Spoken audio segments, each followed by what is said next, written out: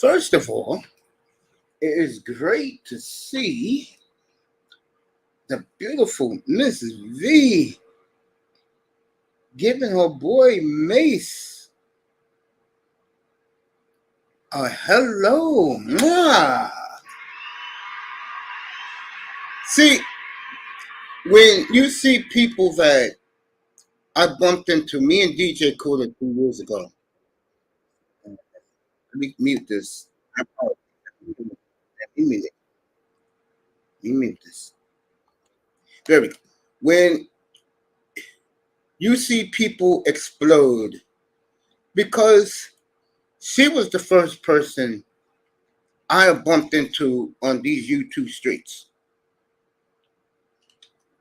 who wanted to network and connect with people. And this woman has taken off. The beautiful MTGV Crime Podcast. Oh, it's great to see beautiful in here. Happy holidays, baby. Sorry about your Buckeyes. She's a big Ohio State fan. And her Buckeyes didn't make the playoffs. And that punk quarterback of theirs went to the transport portal. I don't know why. I mean, nobody wants to see him.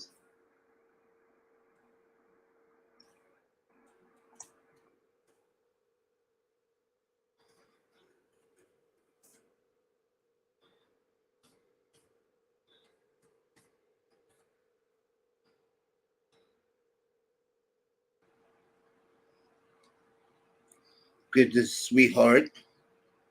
Very nice emoji. Morning to everybody who pulling up to listen this morning. I'm going to recap the NFL games. The first one is the Bengals last night.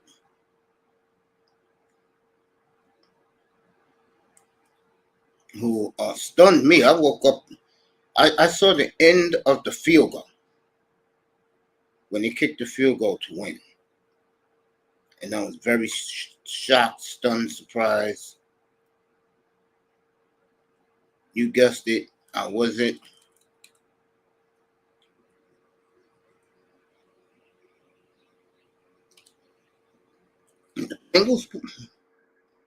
The Bengals pulled it out last night in overtime.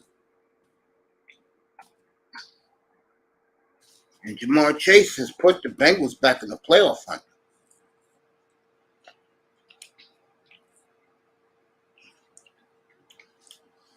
See,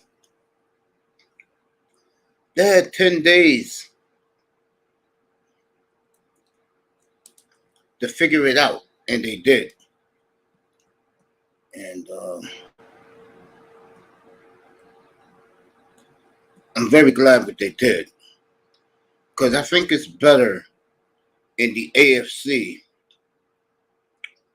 when the Bengals are relevant.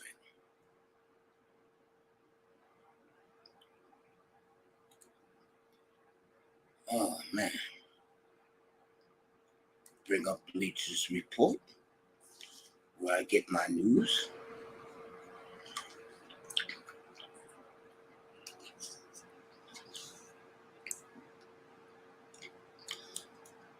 And let you know what's going on. I'm going to recap this game in depth. Don't think I'm not.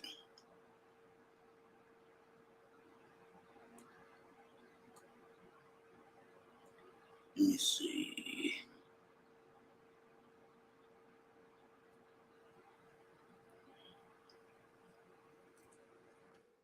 Let's recap the games from. We'll start with last night. What a win for the Bengals. I mean, what a win for Cincinnati. Now, you know, Trevor Lawrence got hurt. I think he got hurt in the fourth quarter, I think. And you saw Trevor banging on the ground. I don't know what his condition is.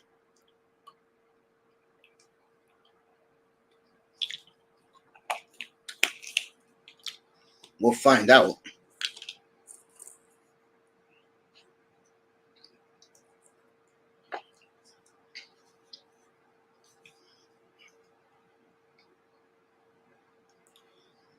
Let's do the numbers.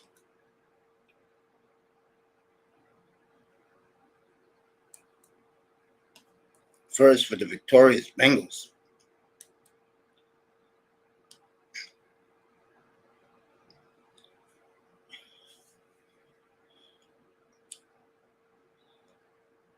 Jake Browning, 32 of 37 for 354 and a 76-yard touchdown pass to Jamar Chase.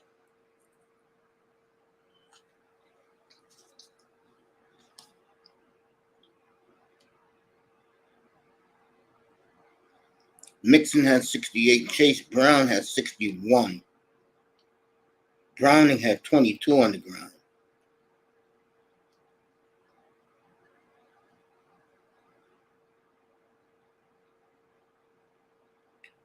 Chase scored 11 for 76.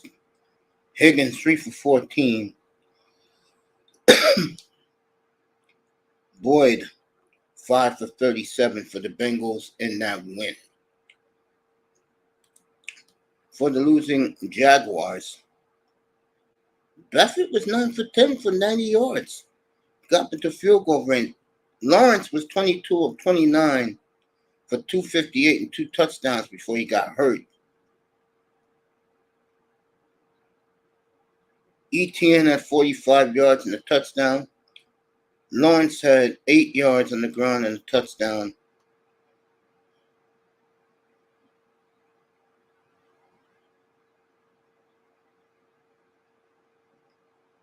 Parker Washington, 6 for 61, a touchdown. Evan Graham, 9 for 82 for a touchdown. Jay Jones, 5 for 78.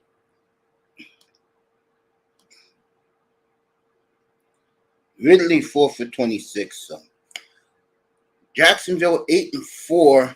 They are the 4th seed in the AFC. The Chiefs move up to 3. Baltimore 2, Miami 1. So Bengals winning in overtime on the road that game. I'm doing these games in order. 49ers totally destroy the Eagles. And I told everybody, because I was off Saturday, I told everybody that Friday, take the 49ers in the over. And I sure did. And what a day. Brock Purdy, 19 of 27, 314 yards and 4 touchdowns. McCaffrey, 17 for 93 and a touchdown. Deebo Samuel, 3 for 22 and a touchdown. That's on the ground. Kittle had 4 for 68. Ayuk scored a touchdown, 5 for 46. Juan Jennings, 3 for 44 and a touchdown. And Deebo caught 2 touchdowns in the air, 4 for 116. And the 49ers are rolling, folks. Don't look now. They are playing the best football. Them and the team I'm going to talk about in a little while. And you know I'm going to talk about it. God damn it. That's why he's on the thumbnail. Okay. Eagles at Dallas. Sunday night. We'll be there up here. For the Eagles, Hurts was 26 of 45 for a touchdown. You don't want that if you're an Eagle fan. Hurts scored a touchdown, 7 for 20. Basically, the 49ers shut this team down. Even though the Eagles wide receivers had good games, but it didn't matter.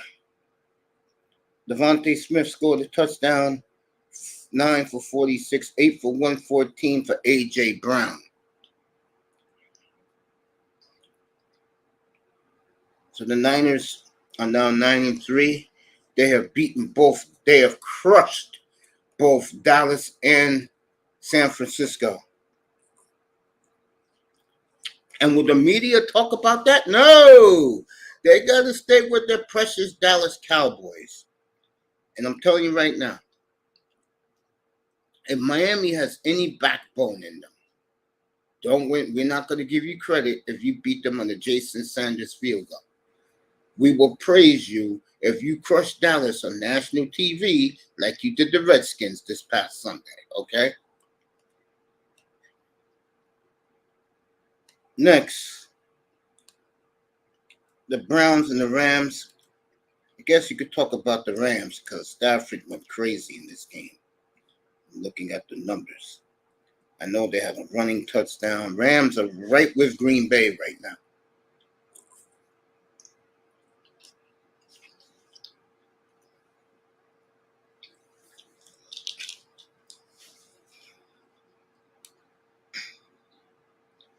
$36-19 LA. Stafford 22 of 37, 279 and 3 touchdowns. Puka Nuka had 2 on the ground for 34. Kyron Williams had 88 yards and a touchdown. Nuka 4 for 105 and a touchdown. Demarcus Robinson 4 for 55 and a touchdown. And Cooper Kupp 6 for 39 and a touchdown. That is for the victorious Rams. Flacco 24 44, 254, 2 touchdowns and a pick. Man, not much to talk about. Harrison Bryant 5 for 49, a touchdown. Jerome Ford caught a touchdown. I saw that. So the Rams crushed the fledgling. Isn't it funny about Cleveland? Every time we get our hopes up for them, bullshit happens. You guys notice that?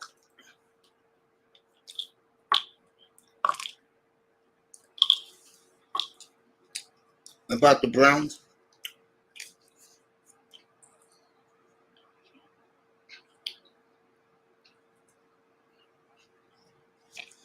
Fascinating. So, whew. Both teams now, Rams 6-6. They'll go to Baltimore Sunday. We'll do that game up here. I'm not going to do the Buccaneers and the Panthers. No one cares about that. This bet Mike Evans for 10 years in a row have caught for over 1,000 yards. So,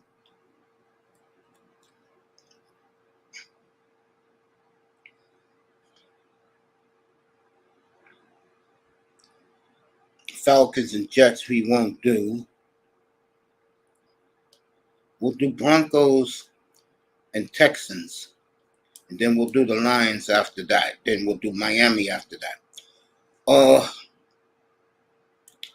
Texans hold on, intercepted Russell Wilson in the end zone. You know, everybody was in my chat on Sunday giving Laro the play-by-play, and I'm watching the game, and I'm like, are you fucking serious? See.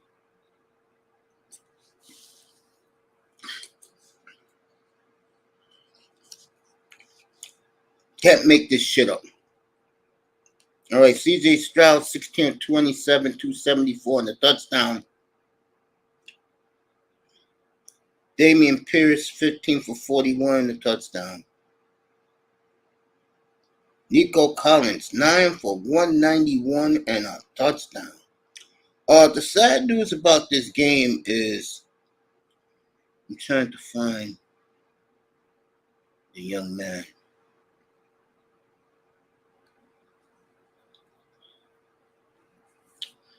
The kid Beck is out the kid Tank, their leading receiver for the year, is out for the season's out for the year, and he tore his ankle.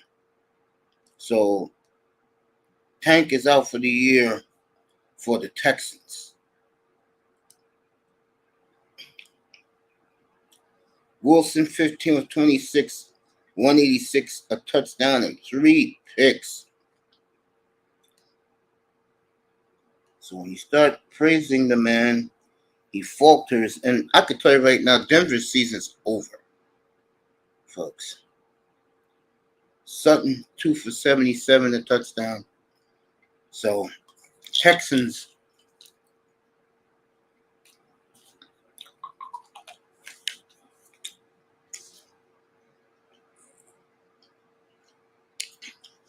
doing their job, holding on to beat the Broncos.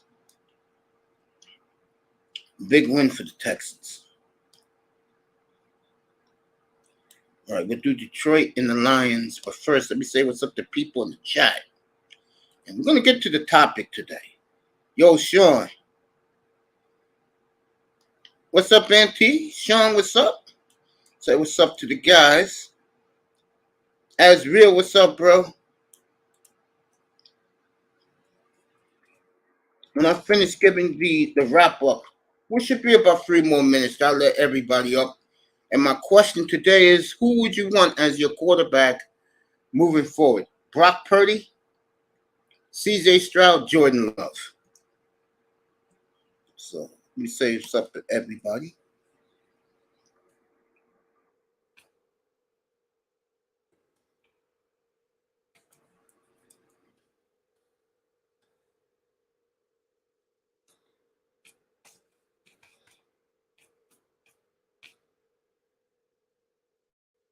So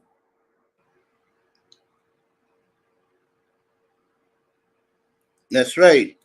Go get some wide receivers for Kansas City. And like Mahomes said what he said, if you missed his comment about the flag call, he said the refs let the players play. I'm going to tell you what Mahomes really meant. That nigga wasn't going to catch the ball anyway. If you saw the Eagle game, late in that game, he had an easy touchdown and he dropped the ball. You can't make that shit up. And don't blame this season on Patrick Mahomes, folks.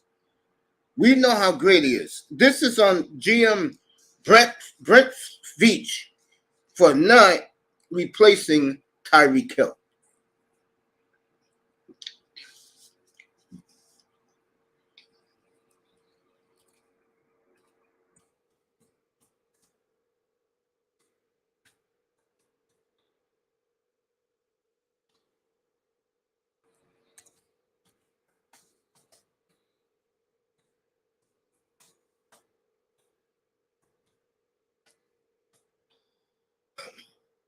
This man, Patrick Mahomes, is still the gold standard in the NFL.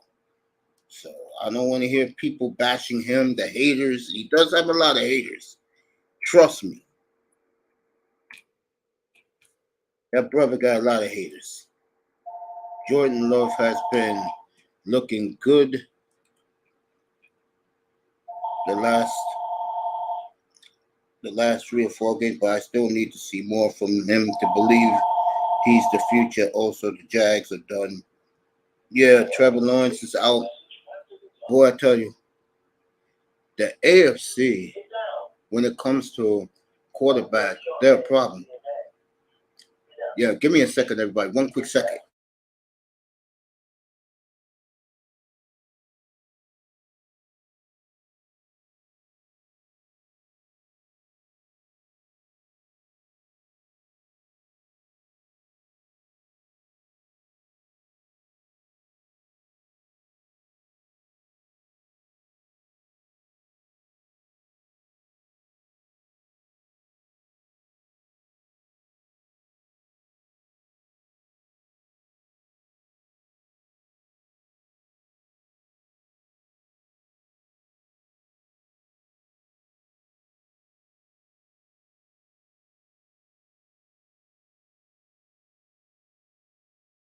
I will address Jordan Love when I get to that box score. Did I say hello to everybody? I say hello to Azriel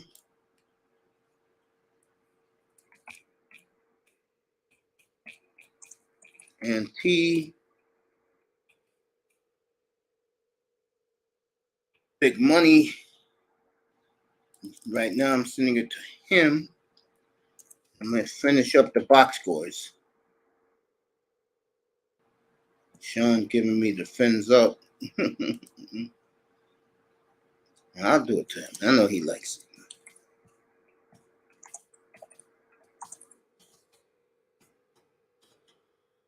We're about to finish these box scores, and then we're going to talk about what the topic is today. Who would you take, Stroud, Love, or Purdy? You know who I'm taking, but Stroud is the truth. I'll tell you that right now, folks. C.J. Stroud is real. And Jordan Love is turning more than real. He is turning into what I told you guys from day one, electrifying. And he's growing into his own. Now, I hope Watson's okay. Because ever since Watson got back on T with Love, Love has really turned it up. So, finish these box scores from the other day.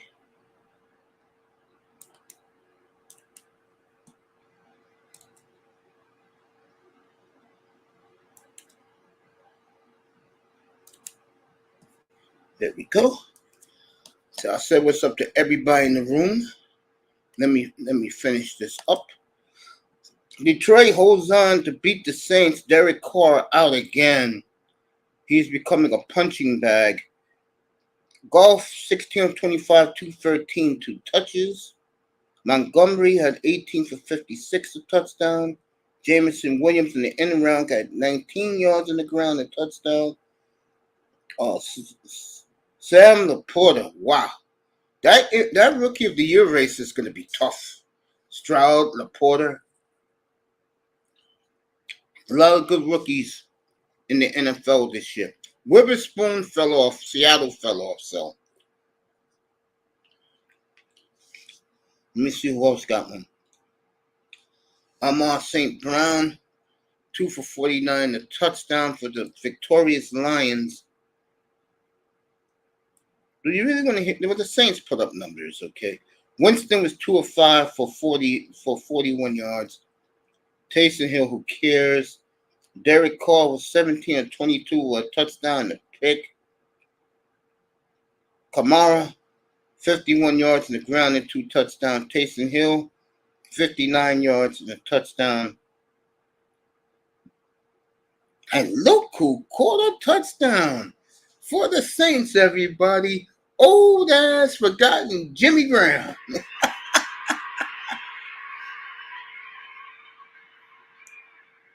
Detroit over the Saints, 33-28. Next, the Dolphins. That's right, the Dolphins, who rolled over the pathetic Commanders. I'm not even going to do the Commanders' numbers. Just going to do Miami's numbers. Tua, 18 of 24, 280 and 2 touchdowns, both to Tyreek Hill. Mozart had a touchdown. A-Chain, 17 of 73 for 2 touchdowns. And where is he? Tyreek, on his march to immortality, he's only 500 yards away, a little bit over 500 away from 2,000, and he'll get that easy. I promise you, next Monday night, he'll have at least 200 in the air. He'll have 200 receiving yards against Tennessee next Monday night. A-Chain,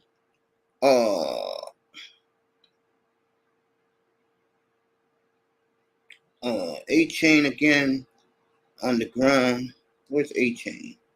73 yards and 2 TDs. And Van Ginkel picked off Sam Howell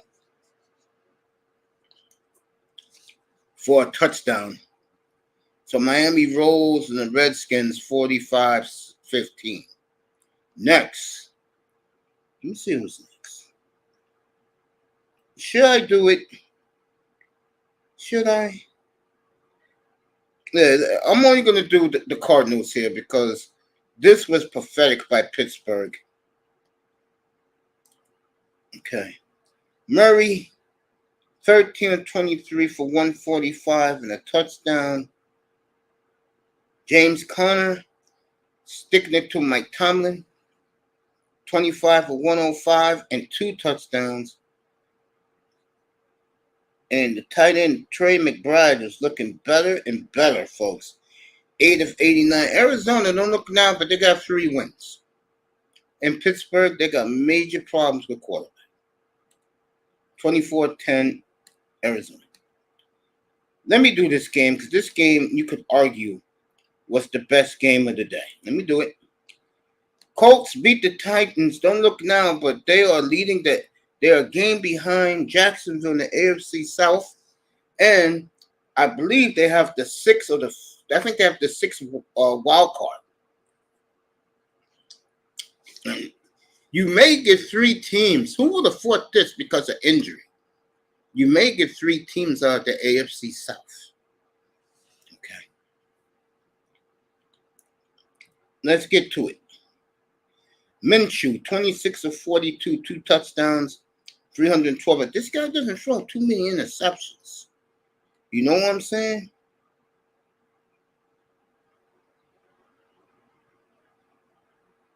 Alex Pierce, 3 for 100 and a touchdown. Michael Pittman, 11 for 105 for a touchdown. And let me read, if you didn't see the blow up on the sidelines between Will Levis and DeAndre Hopkins, and Hopkins didn't say nothing. He chewed Hopkins' ass out on the sidelines. Levis, 16 of 33, 1 touchdown. Let me see what Derrick Henry did. There he is. 21 for 102 and 2 touchdowns. And Hopkins had a good game. 5 for 75, 1 touchdown. So Colts beat the Titans. Colts in the playoff chase. And I tell you, give Garner Minshew a lot of credit. I'm nice to talk about him up here. It guys used to be laughing. Man. Well, look what the Colts lucked into. Look what they lucked into. Okay. And last but not least, you know I saved this for last. Jordan Love put on another electrifying passing display, which Packer fans was telling me that Chris Collinsworth was really not happy to see Jordan Love go off. And I'm going to say something about this. I don't know what it is about the national media. No, ESPN is giving him his cigars now. I don't do flowers. ESPN now is giving him all the love. And they did from the beginning. It was NFL Network. Those assholes over there and Adam Shine, who I'm going to do a show on at the end of the year. I'm going to rip all of his haters, Colin Cowherd, all these Rich Eisen, all these motherfuckers who used to come up here too and used to laugh at him. And I told all these assholes how talented this kid is. Now he's beginning to show the full arsenal. Fred Ward said he wants to see more. Well, Fred Ward, I got news for you. Okay, I got some real news for you. Listen to this. Giants next Monday night. Tampa Bay after that. Carolina after that. At Minnesota indoors New Year's Eve, and I'll be doing that game. And then home for the Bears. You don't think he's going to put up a light show in these 5 games coming up?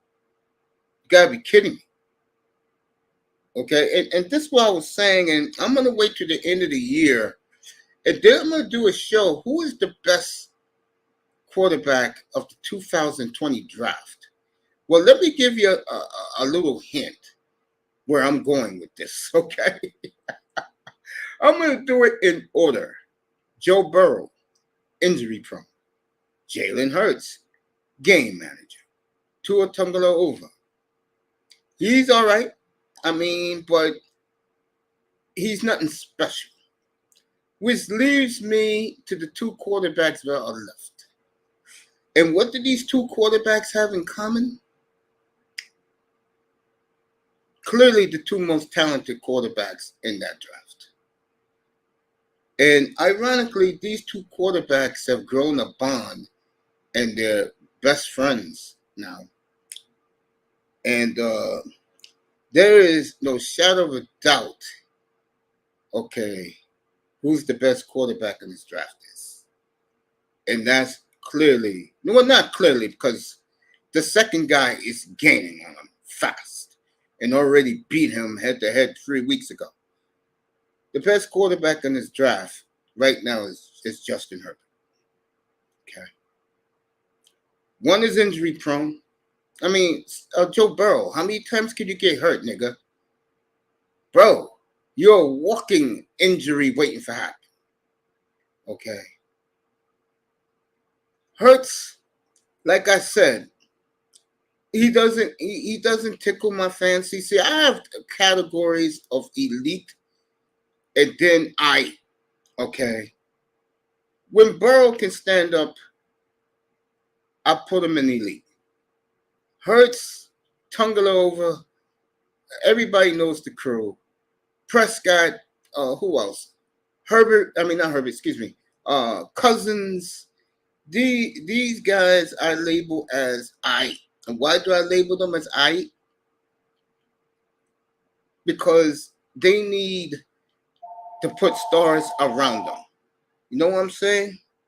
Let me get to that in a second. I'm gonna read third word in a minute. Let me get this.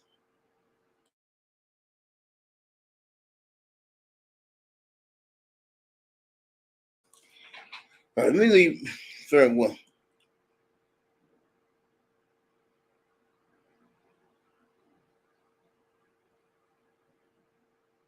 That is true, Canes. Good morning to you, brother. Love in the chat.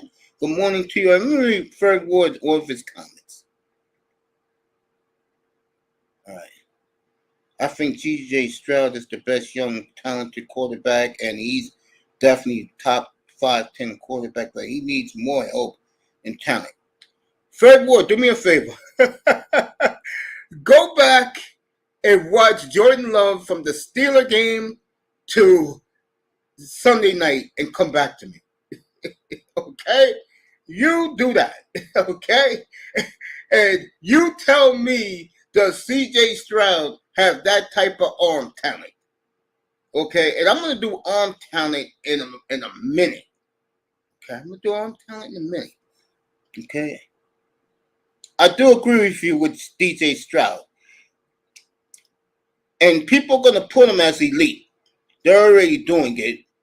And again, when, Canes asked me a question, how could you tell a franchise quarterback?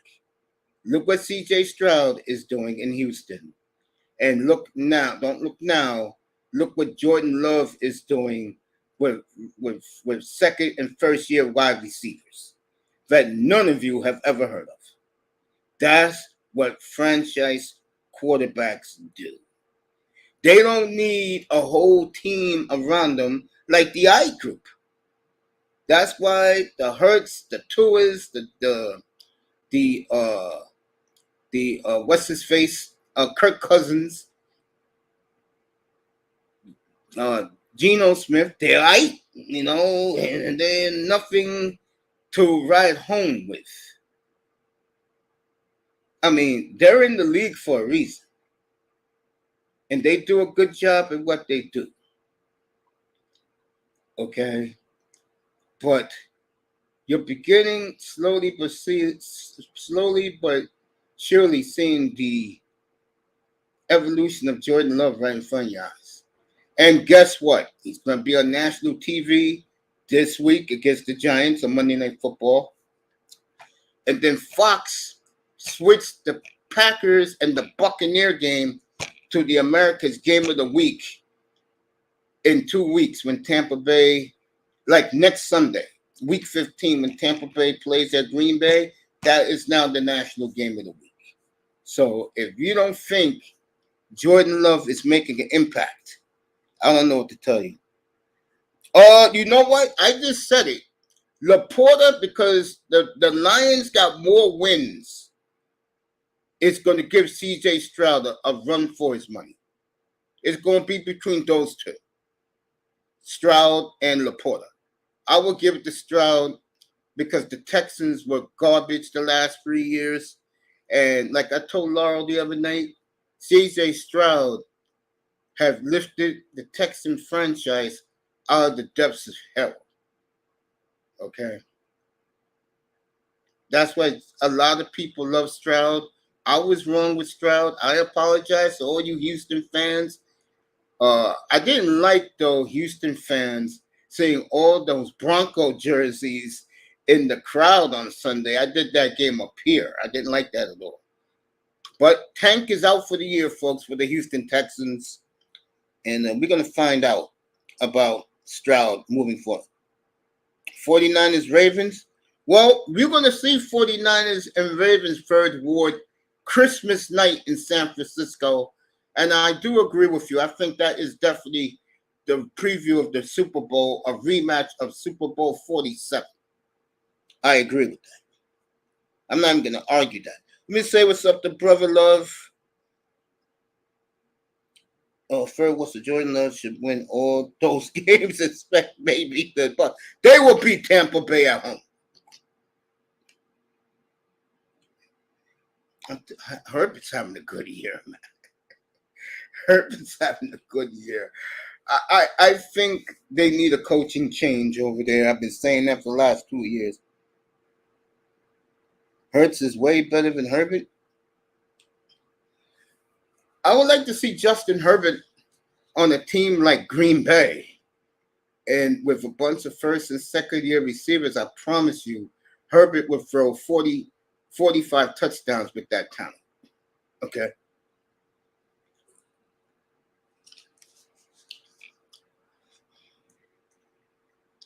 But hey, if you look, I don't hate Justin Hurts at all. Matter of fact, Jalen Hurts. Matter of fact, last Sunday against the Bills, he carried that team to that win in overtime. I think Hurts is good.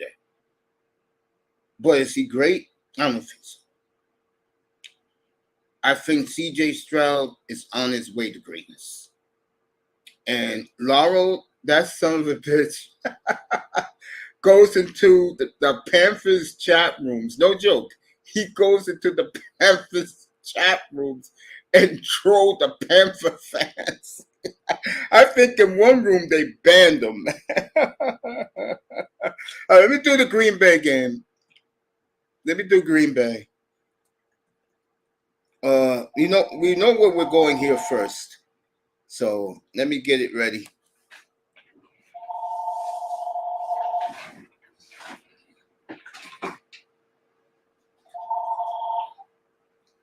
Hello?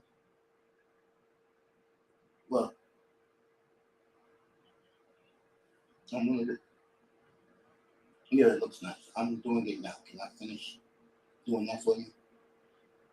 I'll talk to you later, right? Bye. All right, let's do it. The last game of the weekend on Sunday night. And we're going to do Love first, of course. Matter of fact, let's do Mahomes first. Get Kansas City out of the way. Mahomes, 21 of 33, 210, a touchdown, a pick. Pacheco had 110 yards, but he got ejected. Kelsey had 81 yards and 4 catches. And Noah Gray, the backup, scored, I think, the second touchdown of the game. I think Pacheco scored the first one. And that's all you need to know about Kansas City. They got Buffalo this week in Arrowhead, and I expect that game to be an all-out war in Kansas City. I'm going to take the Chiefs in that one because it's obvious. I love one quarterback. The other one, I respect him. I like him a lot, but he's not number 15 in red, okay? All right. I'm happy. I'm smiling with this. Love, 25 of 36, 267 yards, 3 touchdowns, no picks. Okay. Dylan, where's my guy Dylan at? Where's AJ Dylan? Dylan had 18 for 73, but he got big, tough yards to start drives. Best running I've seen AJ Dylan do. Best I've seen him do.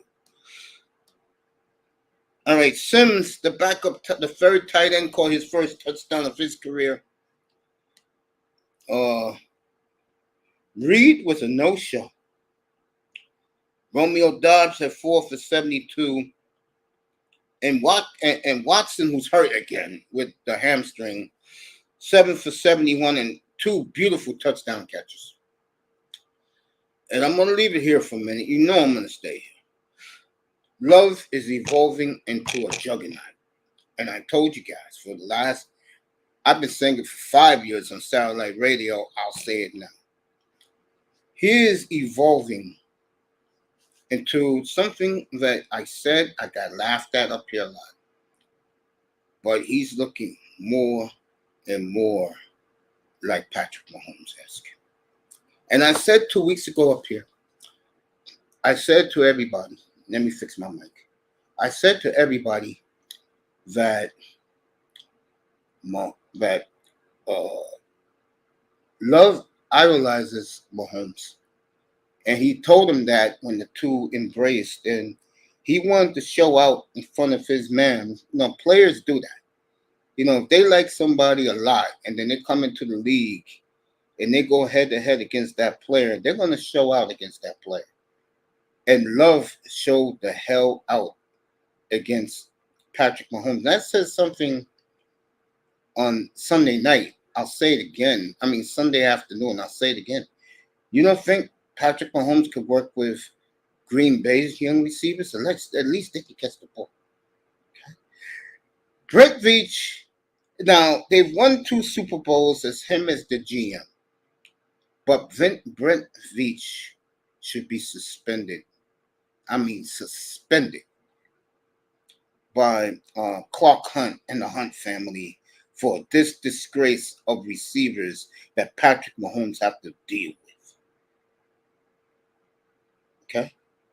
Kansas City is, you can argue this, they are, them and you could say them and the Packers, no two franchises represent America better than these two. Okay?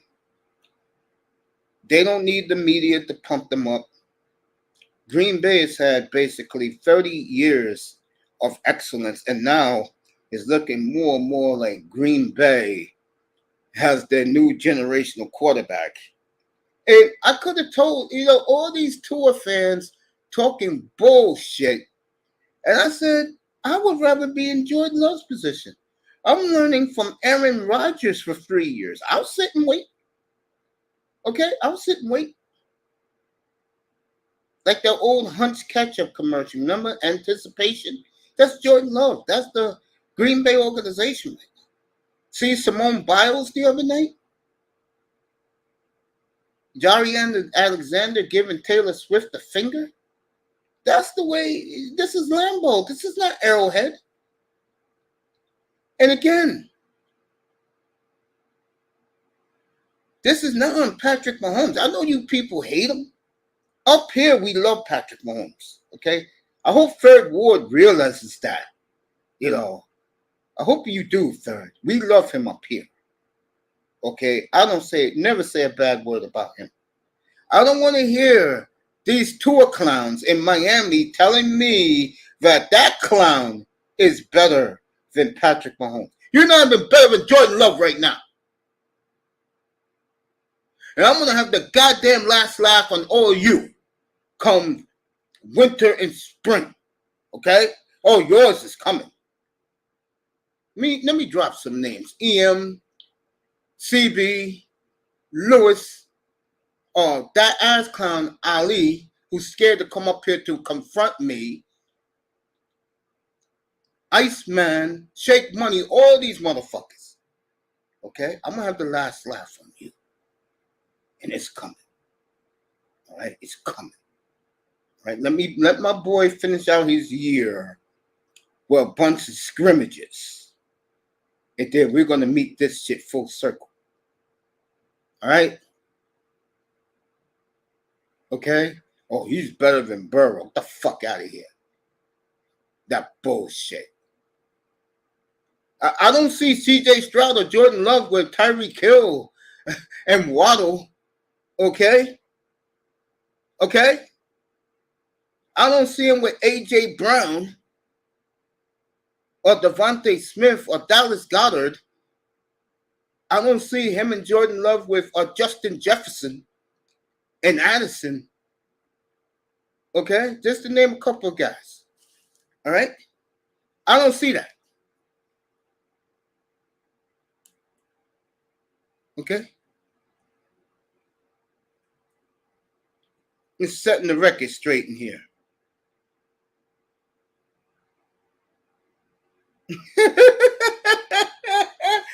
If I do that, Fred, well, how come I praise Mahomes? I don't hate the light-skinned brothers. Mahomes is my dude, bro. What are you talking about? He's not Jordan Love to me, but Mahomes gets all the love up here. Okay? All the ladies blowing up my house phone. I know, bro. I got nothing against you. I'm not talking that towards you, bro. So I'm gonna keep my mouth shut about number 10 in Lambeau and let him finish out the year. Remember, okay? At the Giants, we're doing that next Monday night pick is Tommy DeVito. Let me say something about Tommy DeVito. Then I'm gonna let everybody come up. I'm watching that game next Monday night, everybody. Not for Jordan Love. I know what Jordan Love can do, and Jordan Love is beginning to peak. I'm gonna watch Tommy DeVito because, and I want Iman to come up here and watch it with me because we're beginning to get a problem with that team, and it's a good problem to have. If the Giants keep winning games, I mean, would it surprise me if they beat Green Bay Monday night? A little bit, but I think we're going to see something Monday night. I like the skills what I've seen with Tommy DeVito. I'm not joking. He got good arm strength. He has a presence to him in the pocket, and his teammates like him. That's the key. His teammates like him.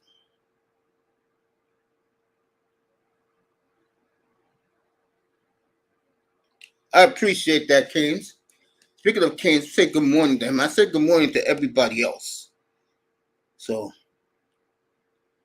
but on a serious note, if the MVP award wasn't a quarterback, it'll be to me. I will say this: if Miami beats Dallas and the Ravens, Tyreek Hill wins the MVP. If he puts on a show against Stephon Gilmore in 2 weeks in Miami Christmas Eve, and we'll have that game up here. If he does that, then Tyreek Hill will win the MVP. And guess what Tyreek Hill is going to do? And it's a classy thing to do. He's going to give Tua all the credit. Yeah, I agree with you, Fred. I'm not even arguing with you with that. Say what's up to Canes, and I'm going to let everybody come up, talk some football. The big question this morning. Now, you know who me and Third Ward are going to take. Who would you take to build your team around right now? Brock Purdy, C.J. Stroud, Jordan Love.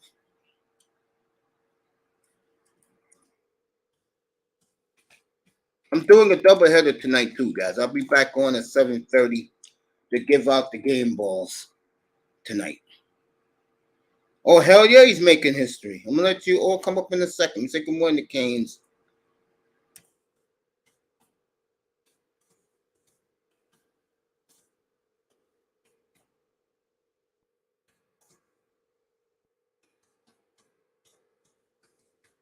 Okay.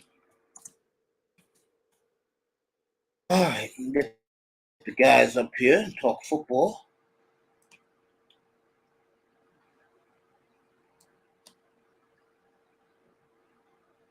There we go.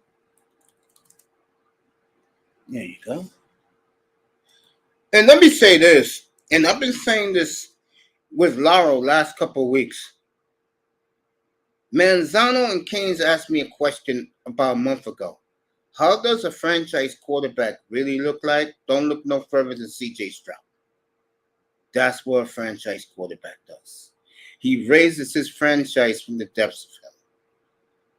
You don't see Houston going out there and running and getting this guy, and that guy. Houston and Green Bay are building it from the bottom up. That's why you're seeing Jordan Love slowly but surely evolve right in front of your eyes. Okay. And of course, Aaron Rodgers, a typical Aaron Rodgers fashion, is taking all the credit for Jordan Love's comeuppance. Oh, what he said last week on Pat McAtee, I threw up, I swear to God. Where he learned from one of the greatest of all time. I'm like, Aaron, man. Aaron will be back for the Miami game, by the way. It's official. He'll be back for Miami. That's next Sunday. Not this one coming up. Next Sunday, he'll be back.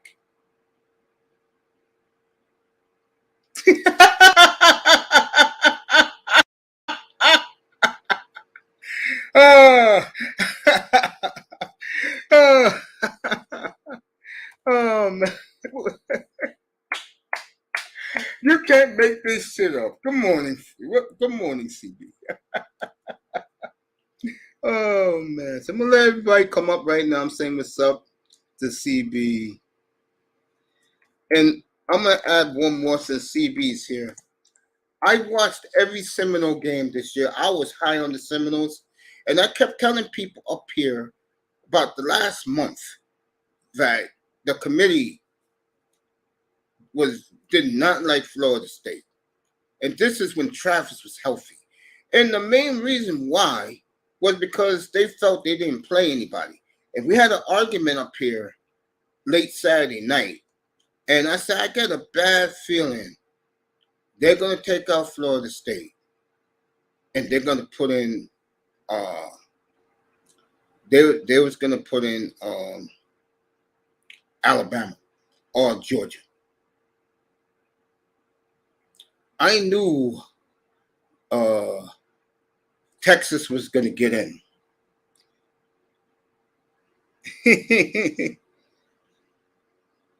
And the reason I'm talking about this because CB's in the room and he's a big Seminole fan.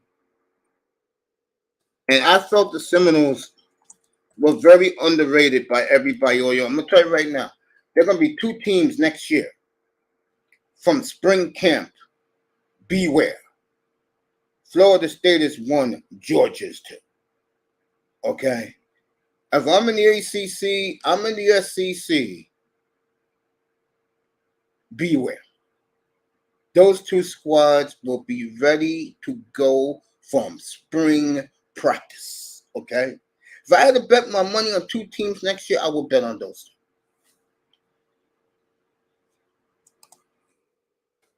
The committee never liked them. And I used to say it up here. I said, yo, bro, all the shit I've been hearing from the committee. But see, the difference with me is I'm not a know-it-all. I speak about what I hear about. I'm not a know-it-all as a person. I'm really not. And I listen to what people have to say. And I keep my ears open, my eyes and ears open. You know, I do it the quiet way, the brothers way. I keep my head down, put my sunglasses on, and I do the old, if you're old enough to remember, the old E.F. Hutton. And I kept hearing it. And when the kid got hurt a couple of weeks ago, all was Paul Feinbaum celebrating on First Take. And Stephen A. Smith called him out. And that was good for Stephen A. Stephen A. said, bro, you sound like you're so happy that the young kid Travis got hurt. And he had to change his tune. All was, let me say this. And I mean this. Canes know this. That's right. Follow the money. That's right. I was on Florida.State all year long. All year long. The only time I bet against them and I covered was when they played my Hurricanes. It was a 14-point spread. Hurricanes lost by 7. God damn. And honestly, it's the money. Also, the good old boys like who they like. And I think for college football, it's a travesty that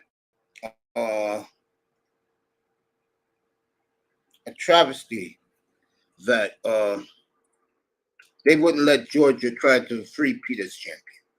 That's why college football is a goddamn joke.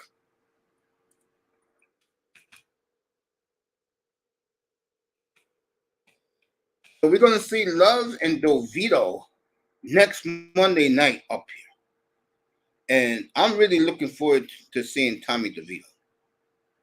I really am, because he showed me a lot. I watched him on film, middle of the week last week. I said, "Oh," that's exactly what came out of my mouth. I swear to God, I said, "Oh, okay." That's exactly what I said. I swear to God, Iman, you better be up here next Monday night with the Packers and Giants from the Meadowlands. I know what Love can do. I want to see Tommy DeVito on prime time. And trust me when I tell you, Tommy is fired up to play on Monday Night Football. A little small quarterback from Syracuse University. A kid that his mom and his dad last week gave Tommy the attic, and they built him a state-of-the-art film room. And if the Giants go 8-9, Iman, I'm serious about this. You're gonna have a problem. It's a good problem to have. It's a very good problem to have because the players love this kid. Iman, a win is a win, nigga. You're not Miami. You're fucking 4-8. Take the wins.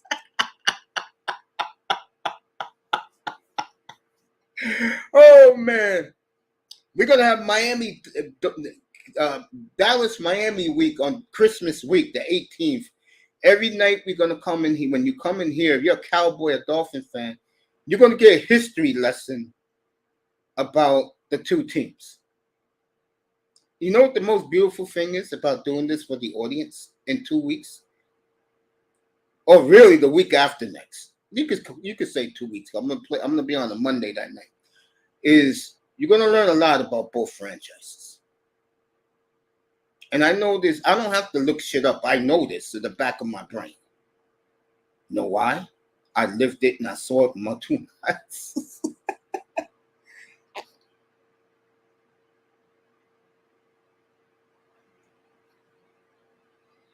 Iman, if that man gets you 4, if you win 4 of your last 6 games, Iman, 4 of your last 5 games, Iman, you're going to have a problem going into the off season. It's a good problem to have. I keep saying that. It's not a bad problem.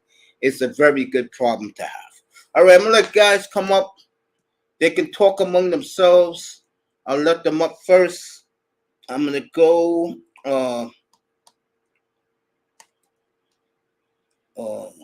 check something for a quick second. Then I'll be back in here. And then, all you guys can chop it up. I'm going to let guys come up right now. Talk some football.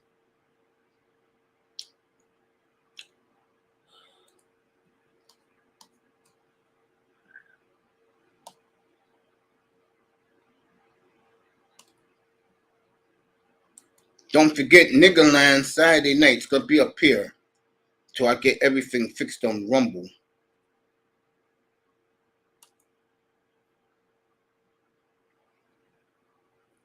Let me do this for you, man. Let me do this for you, man, Perry. Let me do this for my brother. Because I got it done. You're going to like it, Iman. I'm going to do it right now.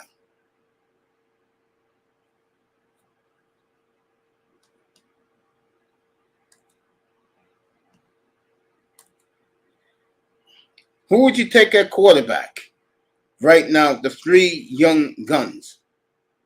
I'm taking Love. I know Fred Ward is taking C.J. Stroud. Are you taking Brock Purdy? Now, C.J. Stroud's picture is supposed to be up there. And I apologize to everybody. My nephew didn't put him in. I told him to put C.J. Stroud in. Because I'm not a fan of CJ's, but I don't hate the young bro. I respect his game. Right, this is for Iman Perry, so he can see it. I'm gonna run for a quick second. I'll be right back. Let me put this up there for Iman to see it. Iman's gonna like it because this is the first time.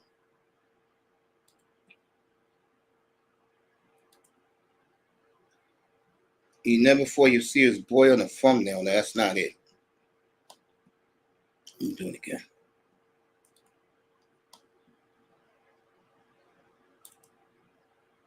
Here you go. Let me take this off. All right, guys can come up if they want. I'll be back in a quick minute. This is for Iman. Next Monday night, we'll be doing this game. The other Monday night game is Miami and Tennessee, and they're going to send the ESPN backup team to Miami. That would be Louis Riddick, Dan Orlovsky, and I forgot who's doing Chris Fowler's doing the play-by-play. They'll be in Hard Rock Stadium, Dolphins and Titans. I expect the Dolphins to put 60. That's right, you heard me. 60 on the board against the Titans. Tua is going to run wild on Monday night. We will be with Joe Buck-Freudman and the gorgeous Lisa Salters at this game. This is for you. This is for you, Iman. I'll be back in a minute, everybody. That's just for Iman Perry. There you go. Next Monday night. DeVito versus Jordan Love against Tommy DeVito. We'll be back in a second.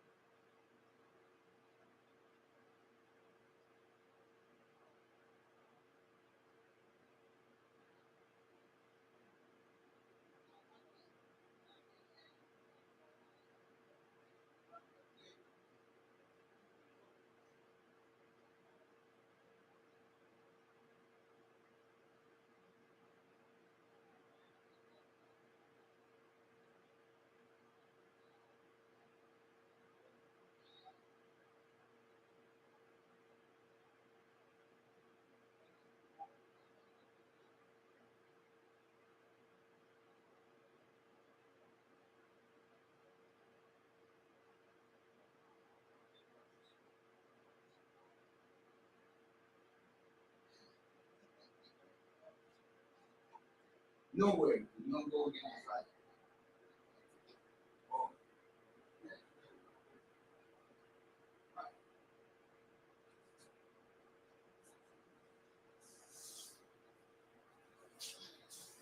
All right. Let's get some guys pulling up here. I see somebody in here. Let me see who's in here.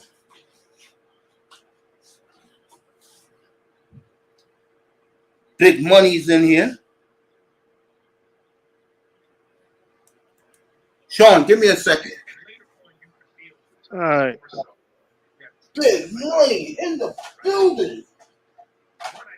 Yes, sir, man. I thought I'd never get up here, man. I'm like, damn, amazing. Good. Talking for a long time.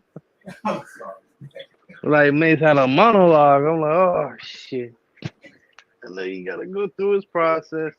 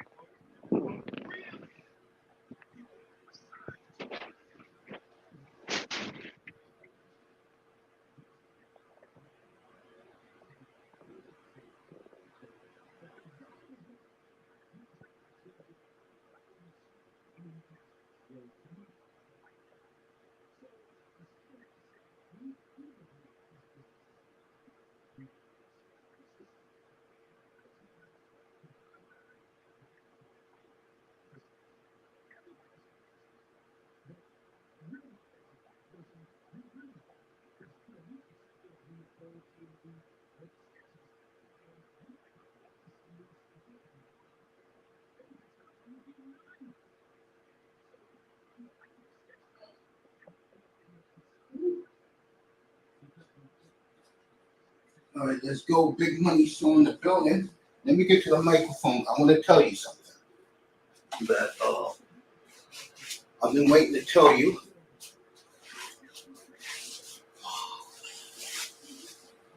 My boy is up there. Talk to him for a little bit. Brother got to run make his paper soon. All right, here he is. First of all, bro, on a serious note,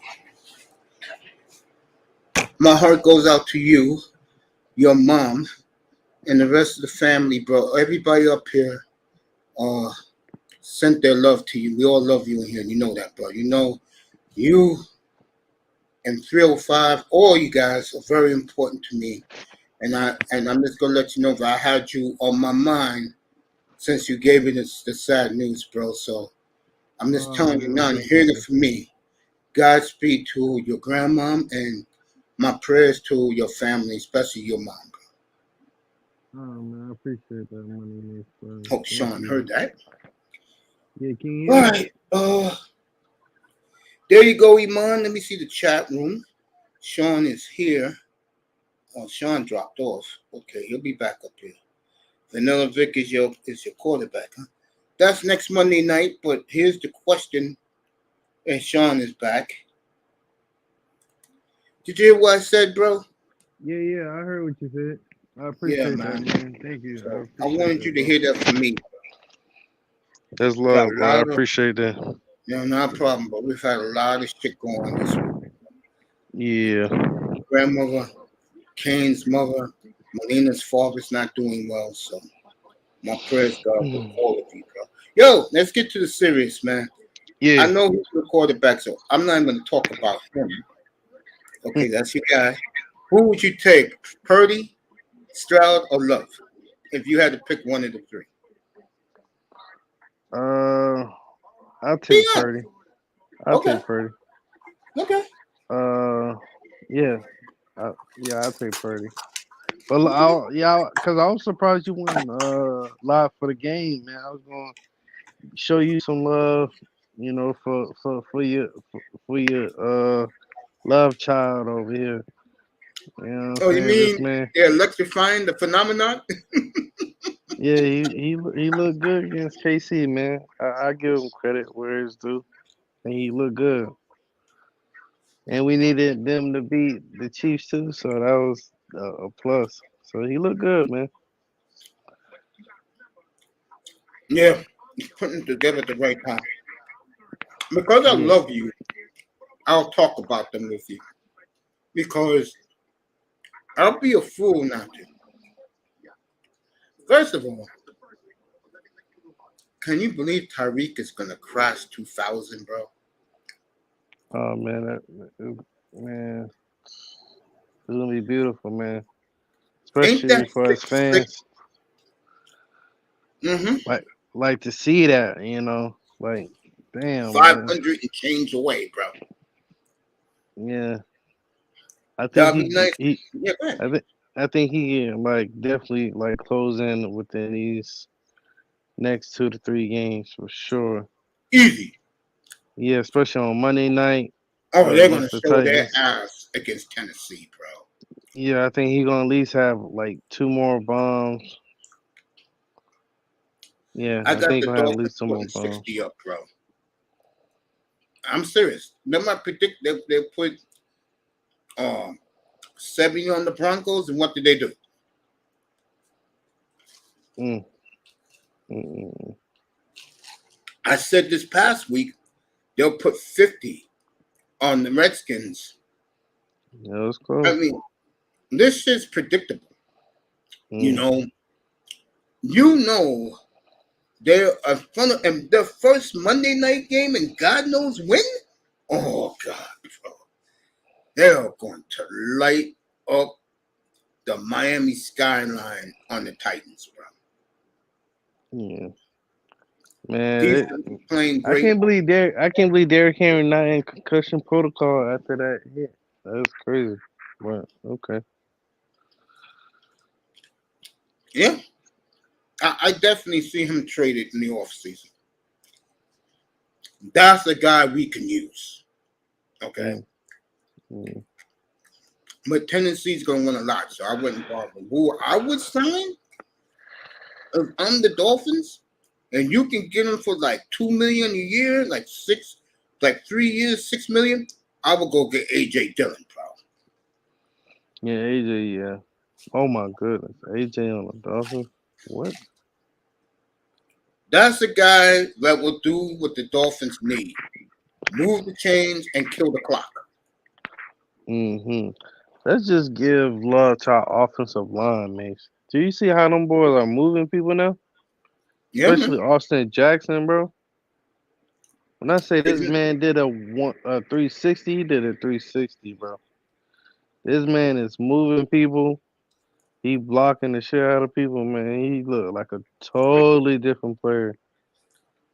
isn't Even that Leon, something when you get some real coaching? mm-hmm. And then Liam Eichenberg even look a lot better. Even though he playing guard, he look a lot better. I'm like, yo, like these guys starting to look, you know, Well, good. I told you guys back in June when all this jet broke. I said to you guys back, Miami's the sleeping giant in the AFC, and Hmm. it's coming to fruition. Are you gonna Imagine be if home? we get back. Imagine if we get back win in the playoffs, man. That'd be what? Yeah, if the Dolphins. I know this is gonna sound ludicrous. No offense to the rapper, from a lot of Dolphin guys. If they win a playoff game, for me, their season's complete. Mm. That's how bad they have fallen off, folks. If they win a playoff game, I'm happy. Now, if they get the 2 seed, I want them to beat Kansas City. But If when they they play the 7th seed though, say again, wouldn't they play the 7th seed if they were the 2 seed? no, I'm talking about in the second round. Oh, okay, okay. Oh yeah, KC coming to Miami, I would like to see that. yeah. Mm. We got the number 1 seed right now. Both teams lost. Kansas Bro, City and Jacksonville. bro, how big is that game New Year's Eve is now? You know I'm doing that game up here. How big is that game now? Mm. Miami and Baltimore. Hey man, it's gonna be a big game, dog. That is the biggest game in the AFC this year. Week 17, New Year's Eve in Baltimore. Yeah, we keep handling our business. Take care of the Titans. Take care of the Jets. You And win the division right there, you know that, right? We beat both these games. You win the division outright. but don't Buffalo gotta lose against KC? I think the worst thing that happened to the Bills is the Chiefs were roasted Sunday night by Jordan Love. Yeah, I think they're gonna want to come back and play. They're gonna Hell want to play. yes. And who? What is that? A home game for the Chiefs or what is Yeah, that? in Arrowhead. Oh shit! Ooh, That'll be damn, the late Arrowhead game, too. everybody. That's 4:25 Eastern. Oh yeah, Chiefs Buffalo at gonna Kansas yeah, City this week. yeah. Bills in trouble, dog. They're done. I told you guys this. Bills in I trouble. told you. If they couldn't beat Cincinnati, they're done. And don't look now. I know the Bills this morning when they woke up, they had diarrhea seeing, but the Bengals won last night. Mm. Speaking of Cincinnati, they look good. I can't even front. Jake Browning looked good, even though he only threw one Mm-hmm. touchdown. But he threw I like what, uh, You threw three for or 400? 346. Yeah, 340. Yeah, like that's crazy, man. When I saw him 2 weeks ago against the Ravens, and I was up here doing that game, the one thing I said about him was I like his arm talent. Mm. Now, he don't have Jordan Love arm talent, but he has arm talent. You, Mm. you don't have to throw that in, bro. I know that shit. Yeah, I already know that shit. That shit guy. Let me ask you about Tua. No, this is Mm-hmm. a good question I'm asking. Mm-hmm. Well, all these Tua guys, like Kane's, worried that he's going to get hurt. Where are they at? You know what I'm saying? I knew he Mm. wasn't going to get hurt. I knew it.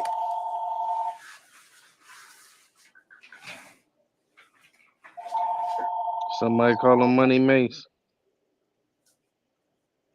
I got it done. I'll send it to you, okay? I'm working. All right, I'm working in here, okay? Go outside and go get it, right? Go. I'm telling you, go get it. What? Oh, I didn't unmute. Okay. Me and my boy Big Money Sean in here Yes, sir. talking about his favorite team and my favorite team, even though I'm hard on him. The Miami Dolphins. He deserves all the Dolphin talk he wants up here. Like I said about Tua, where are all the Tua guys who was worried about him getting hurt? I knew he wasn't getting hurt this year. Hey man, he's getting a lot smarter. He getting rid of that ball fast. Hey man, he looking good, dog. He looking good. Yeah, I gotta give the devil his due. I gotta give him his due. I mean, How how he look Sunday to you? say again. I said, how did he look to you on Sunday? Tua? Yeah. Tua was electric as always. Tua is electric now. I will put him in the electric category because when you see him throw, it's always on the money. It's either on the money to the Dolphins or it's going to get picked. Yeah. And he's not a turnover machine like his haters think he is. And folks, if you don't understand, I'm probably the oldest Dolphin fan up here. I saw the dynasty in the early 70s, 50 years ago. Yes, I'm dating myself. And Uh, I'm hard on my team because of their ineptitude. But for a young man like this, I gotta let him feel proud of his team because he's one of these that he takes his teams hard. Speaking of that, I'm gonna get back to the Dolphins, Woody. What the hell is this? The Nuggets are playing all 4 games this year against Houston already, bro. Get Sean back up here. There you go. What's yeah, up with man. this, bro? They're playing. Oh, they finished with Houston already? Yeah, I believe so. Yeah, unbelievable. That's And a yeah, little we play the NBA Clippers tonight. in LA, right? Yeah. Sean, I was shocked when I saw you guys with 6 losses already. I was like, what? Oh, we're gonna do some NBA on Friday night. We're gonna make that NBA night. Uh, we're gonna make Wednesday nights NBA night. So you're an NBA fan, pull up Wednesday nights, and we'll just sit around and talk NBA. Thursdays I'm off until the football season's over, and Friday nights we talk whatever. But As long as the football season, there'll be football on Friday nights. Back to our favorite team. What players surprised you so far? With Deshaun unmutes himself. You know, to me, I'll say this while Sean is muted. What the Dolphins have surprised me about, something that Sean alluded to like 3 minutes ago. I am surprised how well their offensive line is played and how they have protected Tua. I'm very surprised by that. Kudos to them. That's before Armstead in and out of the lineup. And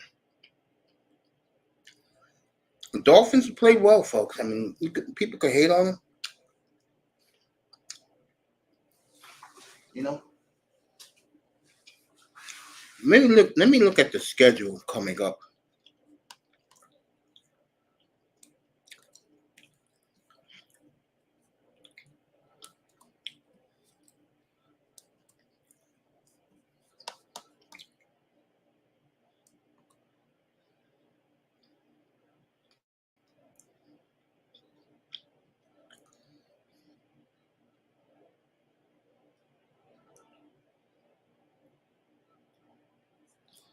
So we have Dallas and Philly up here Sunday night. All the thumbnails are done for the week. And I'm going to hit platinum. I'm going to lead up to do episode 2 on Niggerland on Saturday nights up here. Brand new show I'm doing. We're fixing the URL on the on my Rumble channel, but we'll do on Niggerland Saturday night. That's going to be exclusive Saturday nights during the football season. Are we going to do why these weak-ass simps worship black women so much? That's on Saturday night. Morning, Azriel. What's up, family? What's going on? Azriel in the building. Canes, you want to pop up? You can. What's going on, y'all? It's good morning, family. It was good. Who done came up here? Azriel. Yo, who is Vanilla Vic that's supposed to be Jordan Love? No, that's Iman's love, believe it or not, with Daniel Jones. I'm not lying. I'm dead. He is going to live. He's going to ride or die with Daniel Jones. Daniel Jones is okay. It's just you don't got no one to throw to. You don't got no one to throw to. So, Azriel, I got a question for you. Is that the case? How come the third string, Tommy DeVito, is hitting everybody? Because they don't got game tape on him. That's why. Come on, man. My man Azriel is another eye test. Game tape. This is true, though. Yeah, they don't got game tape on. But you know what? Just playing with house right now. They don't got no film. They don't know his tendencies. Give it like by Christmas time. Don't be surprised if he have like multiple games where he's throwing 2 interceptions, 3 interceptions, and he's just playing with house money. You know, they know how to beat the Giants. It's not that hard. It ain't like they got a legit run game, and the passing game is sketchy. You know, they got Waller. I don't know if he's still playing right now. I haven't watched the Giants game in a minute. He's been out. Yeah. Azriel, you here? That's right. You're in Kansas City, right? Nah, I'm actually in New York. There you go. That's right. You're Queens, right? Or Brooklyn? Brooklyn, but I was born in Queens. But let me just say this, though. Say whatever you want. What Brooklyn at? What Brooklyn at? What Brooklyn? My man, Big Money Sean. He's fascinated with Brooklyn. Well, we can switch places because I'm about to leave and go to LA by this time next year. I'm kind of tired. Congratulations, bro. Akuma, good morning, what's family. Let me say this. Yeah, go ahead. I don't even know what to make of Kansas City right now. If you saw that interception that he threw, it was intended that Mahomes threw to Skylar Moore. It looked like he didn't even finish the route. You know, it's like Mahomes plays with anticipation. It was like the DB was there before Skylar Moore was there, and it's like, damn, they can't catch in stride. They can't catch like as soon as like in a tight window. You know what I mean? It's like not everyone is gonna have great hands, but damn, like catch something, some screens, some. You can't have. And I do blame it on the GM. They thought, oh, we don't need. We could be. They thought, oh, we won last year. They thought that everything was okay. Yeah, Tyreek is a generational player, man. That's a once in a lifetime dude. You can't just say, "Oh, I'm gonna just build around an aging tight end in Kelsey." They're gonna just double team him like they used to do Gronk, jam him up, have the safety cover him going up the seam routes or go routes. He was like that last drive they had. Mm-hmm. He was nowhere to be found. It's because you would double him, and it's just you know why in the press outside conference, of Kelsey. Yeah, you know why in the press conference that Patrick Mahomes said in that pass interference, the referees let the players play? You know why he said that? Because he knew. I know because he knew if this guy was healthy. I mean, if this guy was open, Scantling, he would have dropped the ball anyway. That's hilarious. Probably because what's up, Canes? Is that call people? And then I heard people that were like Packers fans. They were like the people that didn't like Kansas City. They were like, "Oh, what about that roughing the passer? That was critical. As a critical 15 yards they got, so Kansas City shouldn't complain." But that's Mahomes is right. They can't create no separation. So I mean, but that was a blatant call, and I'm like, damn. But outside of that, they still didn't play well in that last drive. The last drive looked like they were like the receivers looked confused. It was no kind of like ingenuity on the drive. It was like, okay, everybody try to get open, and we're gonna try to create stuff. People don't underestimate what Tyreek is literally. You know how they say some players are economy in themselves. Tyreek is a football economy in of himself because he blows the top off of your defense. You have to commit to him. It's like almost like having to deal with Calvin Johnson. You gotta double him so everybody else could feed. He helps feed everybody. He's an economy unto himself. Facts. Everything you're saying, you're correct. To me, I've been saying this all year. He is the franchise of the Miami Dolphins. He is the face of the Miami Dolphins. And they got, like you just said, they got a once in a generational wide receiver. And you know what? That trade worked out for both teams because with that trade, with the draft picks Miami gave, they built their defense. And I hate to say it to Chief fans, but you better come to the realization your defense is better than your offense. Oh, yeah. They know that. That's why the game was so close. Because if it wasn't, and I'm surprised A.J. Dillon had a game that he had, salute to him. That was a decent game. Jordan Love looked really great. Like, the coverage was excellent. Their O-line is really on point. I would be the rest of their schedule. If you look, they were talking about on ESPN. The rest of the Packers schedule, they could win out a lot of their games. So don't be surprised Giants, to the playoffs. Tampa Bay, Carolina, Minnesota indoors, the Bears. That's easy. That's what 3 out of 4. I think they win, bro. I think they win all of them. Yeah, I think so too. But we're playing the Vikings divisional game because they're still fighting for their wild card spot. I don't see Joshua Dobbs. That Green Bay team now is ready to go, and it's shot. They are going to be dangerous if they make the playoffs, bro. Now imagine I know they're going to be tight. Imagine Green Bay plays Detroit and Green Bay wins. Detroit Lion fans gonna be pissed because I know we had this division locked up. At least we had this division locked up. Jared Goff, St. Amon-Ra, we gonna do this thing. Nah. I think, and a lot of people were counting out Jordan Love too, but the team is gelling at the right time. And I shout out to Mike LaFleur because they said he's like 15-0 in December. So they work flawlessly in December is when they make their money, their bread and butter. That's they don't They like 15. So I wouldn't be Yeah, surprised if Green Bay beats Detroit this year in the playoffs. People will be pissed. Jordan Love told Aiden Hutchinson after the game last Thursday, remember, it's a 1-year rental to the division. It's mine next year again. Yeah, man.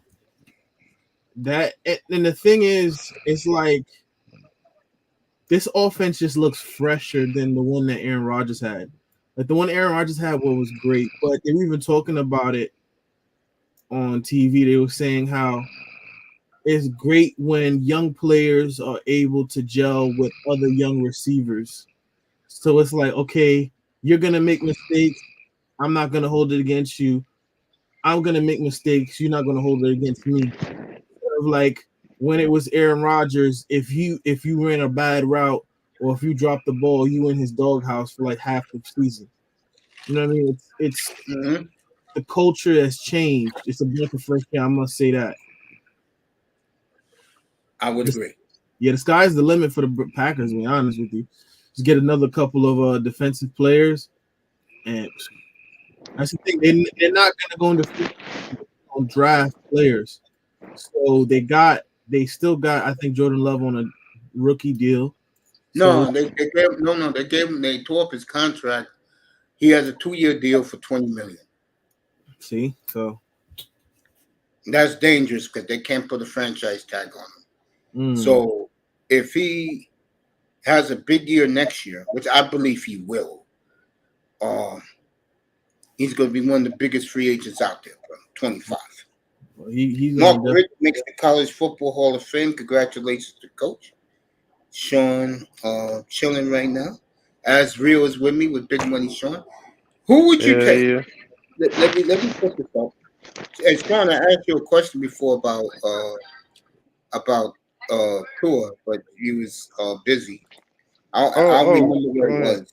I'll remember what it was, and I'll let you know, bro. All right, as Real. Sean took Brock Purdy. Who would you take right now? Purdy, Love, or C.J. Stroud? To build with? Yeah. I would. It got to be C.J. Stroud, and then Jordan Love. Brock Purdy is good, but I mean, he got the keys to a Ferrari. It's like you have a rich dad, and he gave you a Ferrari. You didn't really have to work for it. You know what I mean? I'm not arguing with you. I'll take Love. You know that, but I can see. So that's two. So Sean got Purdy. As Real as I got Purdy. You got C.J. Stroud. You know I got Love. Yeah. Keynes, who would you take? Akuma, who would you take? That's his love affair. Love, Purdy, or CJ? Put in the chat. Which one would you take? And I must say, they're all interchangeable. I wouldn't be mad if I got any of them. True. Love got the best skills. CJ is at his best. He's the guy that it's everything you want in a quarterback because he's your classic passing quarterback. He's the classic passer. And Brock Purdy is good as a distributor. CJ Stroud, people even talking about it now. He's gonna be like, they're like he's gonna be what Peyton Manning was to the AFC South, just dominate that joint. Go ahead. I definitely think Jordan Love next year definitely is gonna skyrocket for sure. Facts. For sure. And Stroud too, CJ. I hope everything is well with him. Do anybody know how serious the injury was with him? No, Stroud's okay. It's the kid Tank who got hurt. He's out for the season. Tank down. That's yeah. I know that. But I know that backup quarterback had came in for Davis Mills had came in for CJ. So Yeah, he came right back in the game. And here's okay. the thing too. You said Laporta. I think if depending on how the Texans play the rest of their games, honestly, with Tank Dell being out, like I don't know their schedule, but if they do well for the rest of their schedule and they win the division, not only should Stroud get the rookie of the year, he should be up there for MVP. I said to begin the broadcast this morning, I said that Laporta has a better record. He's going to be C.J. Stroud's main competition for Rookie of the Year. I'm going to give you Houston the rest of their schedule.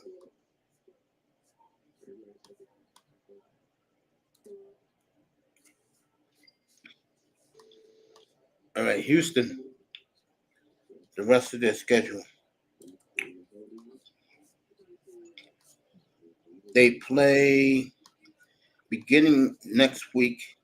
They're at the Jets. They'll win that. At Tennessee, they'll win that. Cleveland's going to be tough. Tennessee again. And then the showdown with the Colts. And that could be for the division, depending on the ankle injury of Trevor Lawrence. So their schedule is very manageable. Who they got? They got 1, 2, 3 of their last 5 at home, on the road. So I'll be honest with you. I think they could win out straight. say it again, Azrael. I think they could win out straight. Texans? Yeah. I think so too.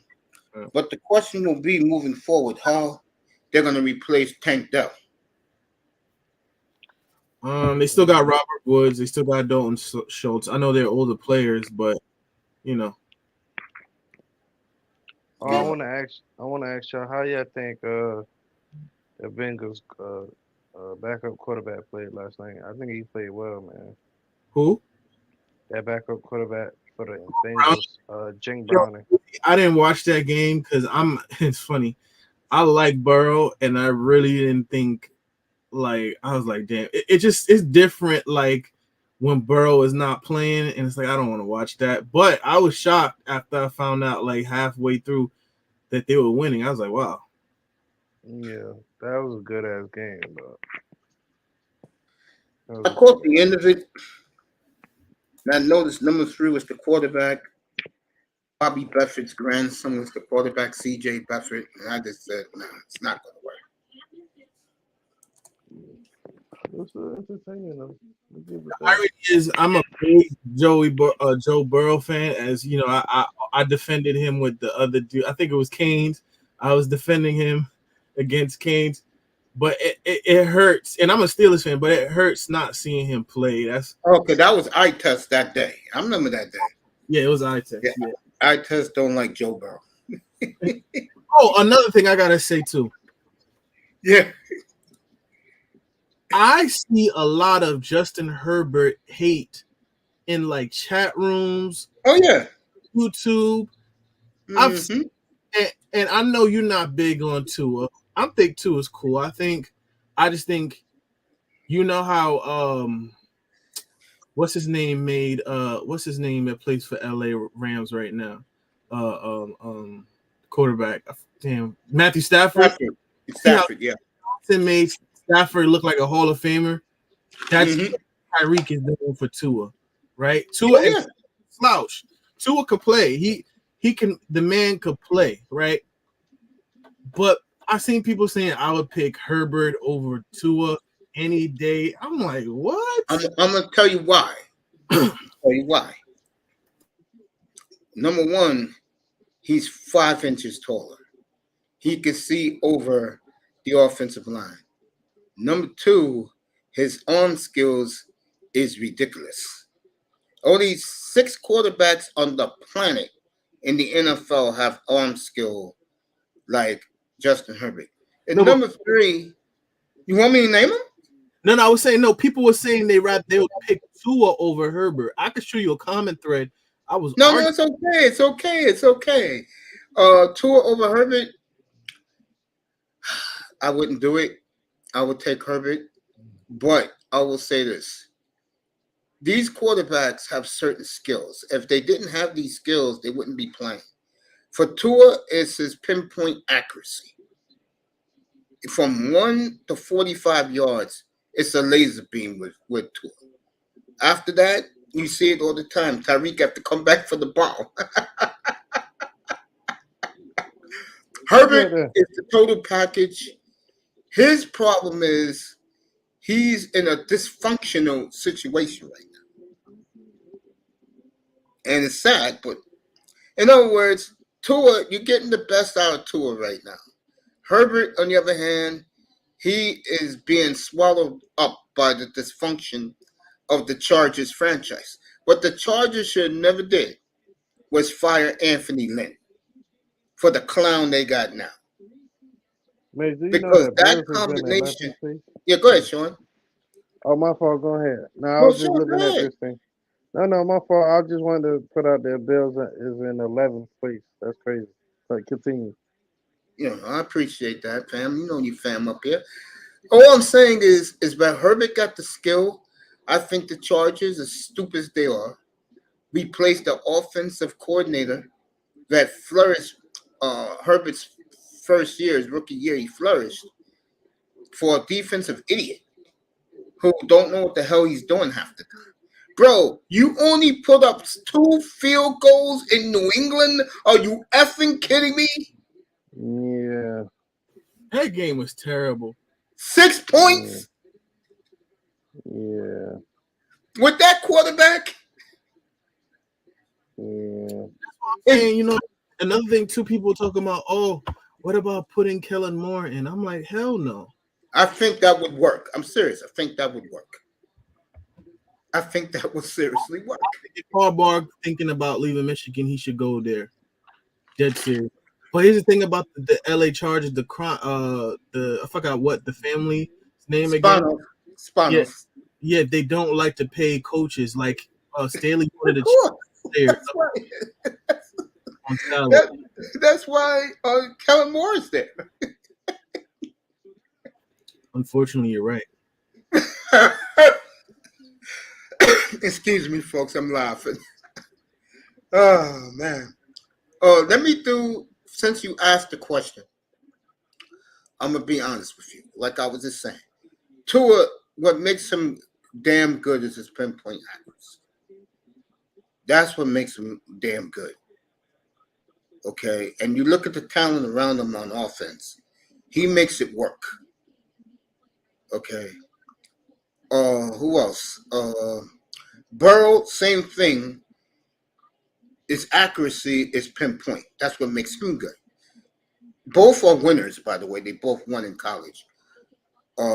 Hurts he's able to improvise when the play breaks down and he can use his legs or scramble enough to hit somebody open.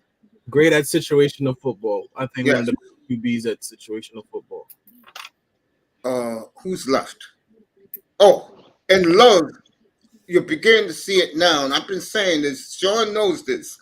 I've been saying this since I started this platform. He's the total package. And that's why a lot of people, you got some who are falling in love with him now. I know the brothers are in love with him. I know that. And you got people who are hating on him because they're jealous that it's looking more and more that Green Bay hit it again at quarterback. Mm-hmm. I mean, I don't know what to Lucky say. bastards. Oh, cheesehead motherfuckers. I don't like this woman, but I gotta give it to her. Shout out to Simone Biles on Sunday night. You don't like Simone? No, I never did. What, mate? I don't do gymnasts, bro. All right, Pete's lighting fire. I don't like that. Pete's in the chat. Pete, oh shit. Jordan Love over Tua. Good Oh morning. shit. Good morning. Oh my goodness. Don't tell me nothing. Don't tell me nothing Pete says. I will Keep it to comment on that, what Pete just said, when the season is over for the Packers. I ain't got nothing to say. I want to see where Jordan Love ends up these last 5 games. Yeah, man, it's gonna be interesting. Yeah, you're right, and I'm telling you right now. I know this is gonna shock a lot of the audience. Shout out to Pedrito in the chat. It's gonna shock our audience what I'm about to say, folks. You know I'm the biggest Jordan Love fan since 2018. I started my platform in 2020. And Dolphin fans know how much I love Jordan Love over Tua. He love, man. He love. I am going to be watching Tommy DeVito. That's right. I'm going to be watching Tommy DeVito Monday night. Because I saw him last week on the highlights, and I said, oh, Tommy got this? No wonder why people here going crazy. I'm in New York too, Azriel. No wonder why people going crazy over him here, Giant fans, man. It's pretty damn good. Don't Jordan Love play the Monday night, right? That's right. But I'm watching Tommy DeVito more than Jordan Love. Wait. So it's 2 Monday night games next week. What they're gonna do is this. The backup announcers, that is Chris Fowler, Louis Riddick, and Dan Orlovsky, they're gonna be in Miami to do the Dolphins. Thank you. I love Louis Riddick. He loved too. And Tennessee. The Manning brothers are going to have both games on the screen at the same time. I believe Eli is doing the Giants game and Peyton is doing the Dolphins game. They're going to have 2 games. Yo, Pete, what's up, family? Pete in the building. What I was going to say? Yeah. The reason why I'm not doing Miami, folks, and sure I know this is the truth. They are going to show their ass Monday night for the world to see. I watched the highlights of about 8 touchdowns by the Dolphins. God damn. Oh. It's morning. Let me check out the point spread for this game. I am definitely taking the Dolphins this game. God damn. Like 13 and a half, ain't it? Something like that. Are you serious? 19 and a half? I think it was like 13 or something. I don't know. I forgot. Yo, if that is 19 and a half, I'm going to take the Dolphins in that one. I don't care if it's 30. I'm dead serious. All right, here we go. The point spread. Everybody, you know I like to say that. I wish 305 was listening. And he's home right now. Shout out to 305. He got back from his mama's house for the last 2 weeks for Thanksgiving in parts unknown. Everybody listen to me. The Steeler-Patriot game does not exist. Remember, Thursday night game does not exist. It's not on the board, okay? I am not watching the third-string Steeler quarterback against Zappy, even though I do love Zappy's Asian. Let me see. Let me get that game. Rams and Ravens. That's a touchdown. I'm going to do that game up here on Sunday. Let me see. Oh, the Colts are in Cincinnati. Boy, that's a good game. Colts and the Bengals.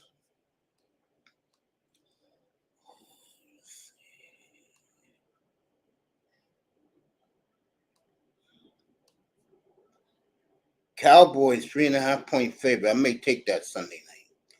All right, Miami is a 2-touchdown favorite. And I'm going to take the Dolphins very comfortably as one of my players this week.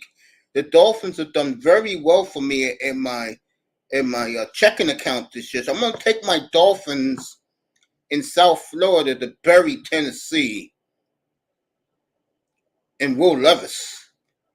I think it's going to be a long night for Will Levis. Hey, Will, you're going to find out, brother, welcome to the NFL by the end of the first quarter of that game in Miami Monday night. I promise you. And I will also say Levis will be sacked over under 6.5 times.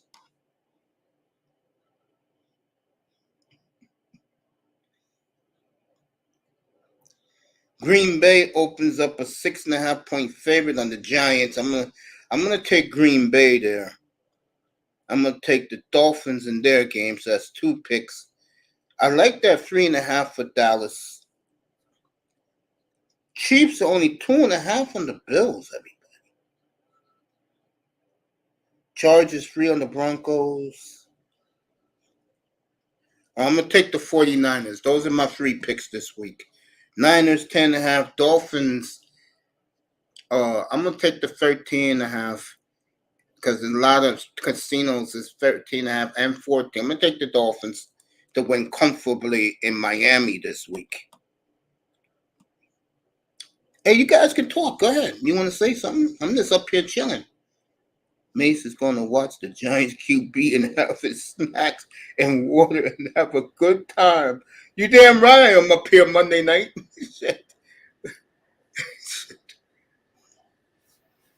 Yeah, that's really interesting. So, with that being said, I want to talk about the Bears for a sec. Yeah, go ahead. This whole talk about they need to get Caleb Williams. They need to get Caleb Williams. Caleb Williams don't even know if you want to play in the league right now.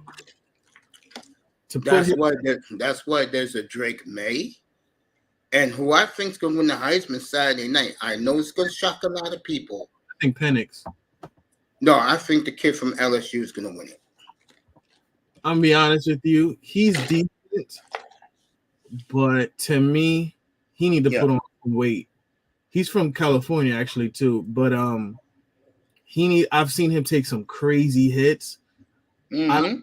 He doesn't, to me, his body doesn't translate to the pros. Yeah. Okay. No, I listen to everybody as real. If that's how you feel, okay. He's a good quarterback.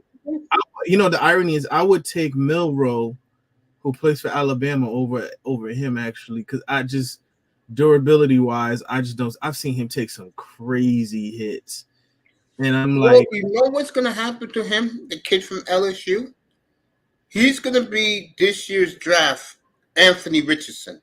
Possibly. His interviews, because I hear him talk, he sounds like a 10-year-old, folks. I'm telling you. This young man, this little boy, because I'm older, this little boy sounds like he's 10 years old, and all he likes to do is stay home in his dorm room and play Call of Duty. He says he don't even go outside unless it's time for him to get on the team bus. That's how I like my quarterbacks. Just being that either you're gonna be play a little bit of video games and watch game tape.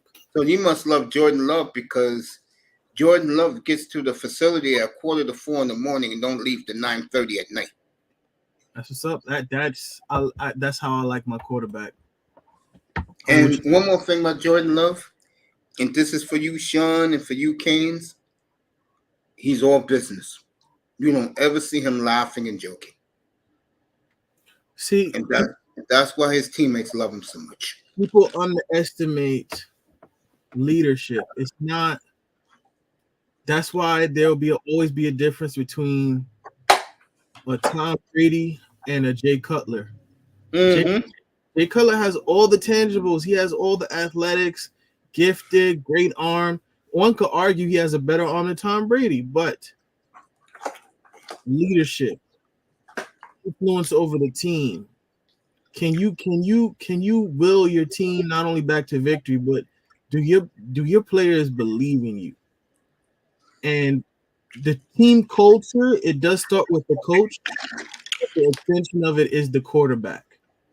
And that's why in Miami, the players love Tua, because he's taking reins of the leadership of that team. Yeah, you don't have to have the most talent in football. Like, you don't have to have an arm like Josh Allen. Mm-hmm. You have the intangibles, and what happens is your teammates will elevate you because based off of what you're doing. You set the tone as the quarterback. That's why people just don't take quarter. That's why Will Levy's. He could have went in the first or second round. Yeah. But because they thought, oh, he's too cocky. It's like you don't want to have a young quarterback be an arrogant asshole, and you got players that are in their 30s and their late 20s trying to make sure that they stay on the team and stuff like that. It's like you got to think about the locker room. You know, it's funny you say that because Justin Fields is similar to Jordan Love. There's only one problem, and it's a major problem. His teammates don't believe in him. And that's why he'll be on a new team next year. I think it don't even matter what the Bears do if they don't get Marvin Harrison and they get to use that fourth pick to get like two nice like linemen. They're not going that route. The GM already let it be known. They're going quarterback with one of those top picks. They'll trade Fields. And if I'm the Atlanta Falcons, I'll be very interested.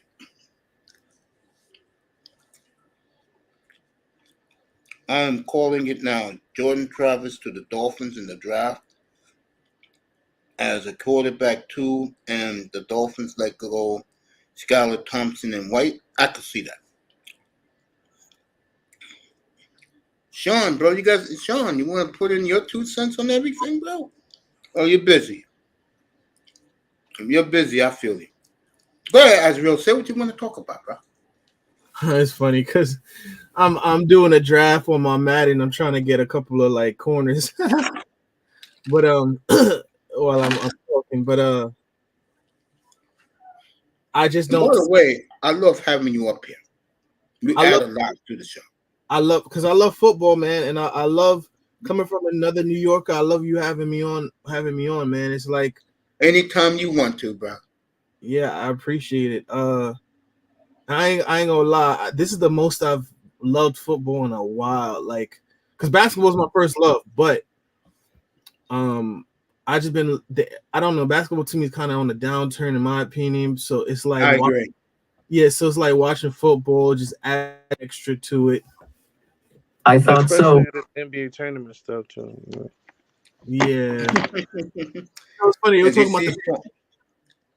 Sorry, I was saying they were talking about the today, and they said like between like about 3 to 5 players, they're all making like less than $3 million, and if they win the tournament, that's like an extra $500K bonus. That's what they're saying. They were balling out yesterday. I believe that. And ironically, who's left? Boston. Who else? Now Boston got eliminated yesterday. So who's left? I think it's the Pacers, the Pelicans. Wow. The Lakers and Phoenix playing somebody. Lakers play Phoenix. I know that's one of the finals in the tournament. So Lakers are playing Phoenix, and Indiana got through. Look at that, everybody. Mm-hmm. Indiana, New Orleans. You know why I like that for those two teams? BB already balling over there. My dog Bruce Brown. I miss that nigga on the team.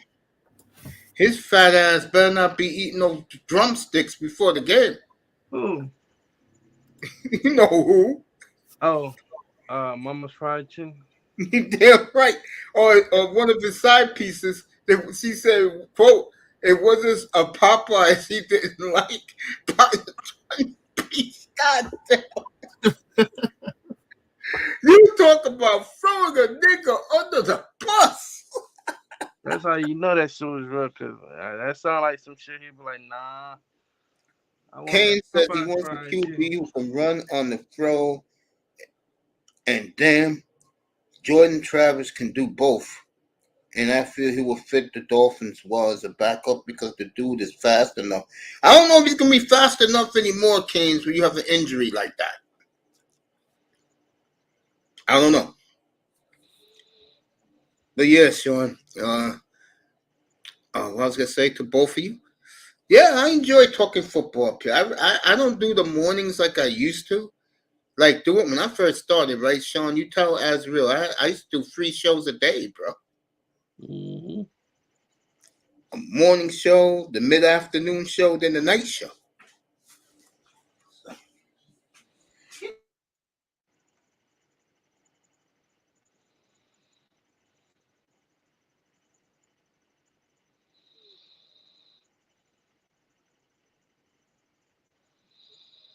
Yeah, man.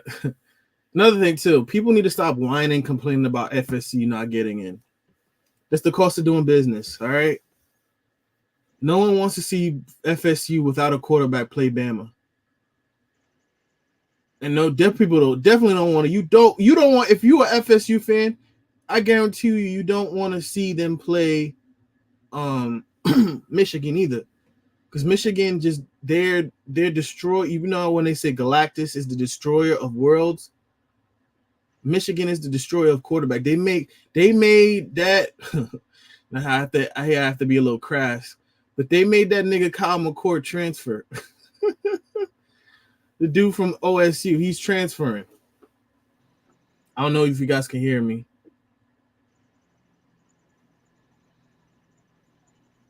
Hello? 1 second, folks. Oh, I didn't know. Let me know in the chat if you guys heard me.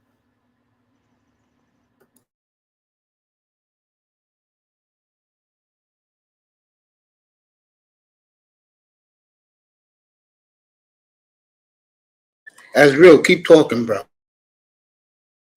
Yeah, so like I was saying, no one wanted to see FSU. I think Georgia, if anybody should have been in there, it should have been Georgia. I mean, I guess they're not going to be in there because of Alabama. But when it extends to 12 teams next year, hey, you'll get your wish that you wanted. It's like, let's say if Bengals make it to the playoffs this year, do you really want to see them play? Or would you rather see, like, if it was up to the last spot and the playoff spot was between the Texans and the Bengals, and the Bengals had a better record, did you really want to see the Bengals be in the playoffs without Burrow? I know there's people that are the quote unquote football enthusiasts, but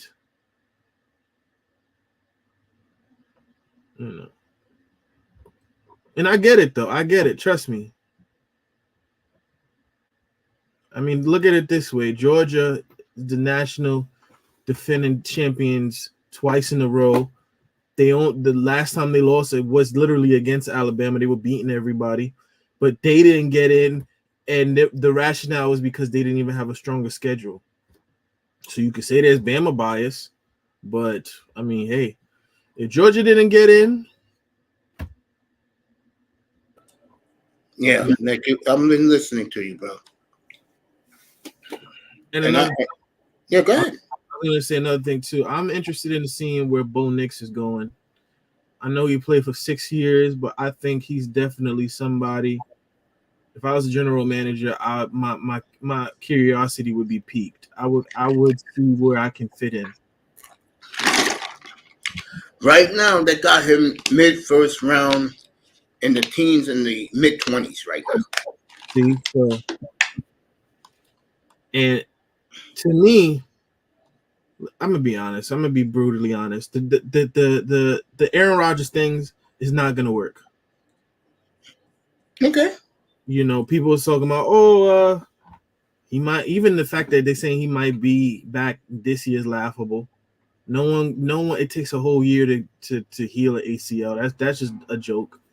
That's just Aaron being Aaron, and I like A-Rod. So, with that being said, they got to fix that O-line.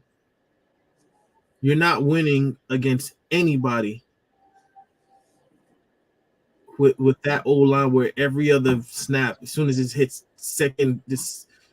2 seconds, your quarterback has to scramble. Yeah. I hear you. I would agree with that. Yeah. Yeah.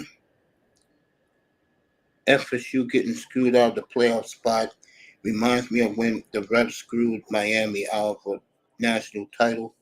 I repeat, if you're not a good old boy team in college football, well, what hurts Florida.State, and God bless the dead, is Bobby Bowden not being here no more. Bobby Bowden was one of the main good old boys of college football back in the 90s and the early 2000s. You don't have a Bobby Bowden, and you have an unknown coach like they do. That's why they got screwed. Yeah. Go ahead, Israel. Sean, go ahead, guys. Talk. No, I just checking to see some stuff. But yeah, you know, I just think people are overhyping. I think the best QB right now is Michael Penix. You like Penix, huh? I like Penix. I saw that Pac-12 game. I think Bo Nix is right up next to him. And he'll legitimize his draft prospects, Penix, depending on how well he plays in his playoffs. Now, do I have them winning? Do I have them beating Michigan? Possibly not. But depending on how well he plays, you as a general manager, you can say to yourself, you know what? If I put a team around this dude, he's going to thrive. Okay. You like Penix, huh? Yeah, I've been watching him play for a couple minutes. I had him. All my friends were like, "Nah, you tripping." I had him better than because what happened in the beginning of the season to the middle of the college football season, he was tipping and Caleb Williams had the lead, and then at the later part of the playoffs, later part of the season. God bless you, by the way. Thank you. There's a little cough. Penix went up in his rankings, and he's been playing great football. If you watch that Pac-12 championship game, he looked real poised. He looked like he knows what he's doing. I can give the reins to somebody like him. Now here's my thing too. I ain't gonna hold you. I don't want to see Bill. Honestly, I don't want to see Bill Belichick coach another rookie quarterback. That's just me. I think he should go to the Chargers. There was rumors that he would go to Washington, but the Patriots could use a quarterback like a Penix. People say Drake May, but I'm just iffy about quarterbacks that come out of not only just North Carolina, but a lot of the ACC outside of Florida. So I'm a little iffy. The last person they thought Trubisky was going to be great. And it was like, okay. What about Sam Howell? What do you think of him? I think the funny thing is there was a stat they were showing he's one of the most sacked quarterbacks, but then he was like still top 5 in passing. Right. Number 1 in yards. Yes. So what that tells me is that if I just build an O-line around this dude, he's dangerous. If you give him 3 more seconds to throw, easy, you can eat. And it's not like, yes, you do got the Cowboys, yes, you do got the Eagles, but what would it look like if the if I call them Redskins, screw it, if the Redskins could contend, if the Redskins could contend in NFC East, but Sam Howell is pretty good. I agree with you. Another thing too, what irks me. Yeah, go ahead. I don't like how these defensive coordinators, defensive head coaches, they don't want to give their quarterbacks an offensive. I know, right? You're right about that. pick. We just got to keep every year. We got to get edge rusher in the draft. We got to get a corners. We got to get this, that, and the third. Same thing with Salah. It's like, bro, you should have, if you knew Aaron Rodgers was going to come, you should have found a way. Get a left tackle, get a right guard, get something. Because in a way, it's like, okay, this is an easy out. Don't be surprised if next year Aaron Rodgers comes back again, plays a couple games, and gets injured again because the offensive line is trash. Kane's like the Huskies to win it all. Well, the Jets are going to have a top 7 pick. They can get the best offensive tackle in the draft. They need a nice left tackle and need a nice right guard or right tackle, and they can be straight. You always get your guards in the 2nd, 3rd, 4th, 5th round. Cool. But I would trade just for that first, just so I can get a shit. You need someone like a Sewell or I mean Trent Williams is a generational talent, but you see Sewell that plays for the Detroit Lions, you need a lineman like that. Because you're not gonna have Aaron Rodgers running around. The man is almost 40 off of an ACL. He's not gonna be fading out to the right or to the left side, buying time. No, you need this man. Quick offense, quick minute, quick hurry offense. Okay, get the ball out quick passes, bang, bang, bang. So don't put any strain on the offensive line that you have now. You need at least 2 to 3 more decent linemen. Don't even draft any defensive players. Don't even. People were talking crazy about Garrett Wilson can't play. Oh no, Garrett Wilson, they were like he underachieved. I'm like, what the hell you mean he underachieved? He can't even he don't even got time. They don't the quarterback whoever playing don't even got time to throw the ball. I agree. I totally agree with you. Yeah, man. I agree with that. Yes. We'll see. It'll be interesting. I swear that if they pick Caleb Williams, and I have a feeling they will, Chicago, it'll just show you how more incompetent of a team they are. I would agree with that. And maybe I can see that. Yeah, if I'm the Bears, I'll fix the trenches with those 2 picks. Exactly. You know what Chicago reminds me of? They remind me of a woman that can't keep a man, and they'll find somebody and it don't work out, and then they say, oh, they found someone else. Instead of addressing your internal issues, you think, oh, I could just get another person. But it's like, no, you need to address what you got now. Address the fact that you don't outside of DJ Moore and Justin Fields running around like a headless chicken. Who you got to throw to? You mean to tell me not having DJ Moore could ball out, having somebody like a DJ Moore and a Marvin Harrison? You mean to tell me, and then have like a running back in the 3rd or 4th round? You mean to tell me you can't win with that?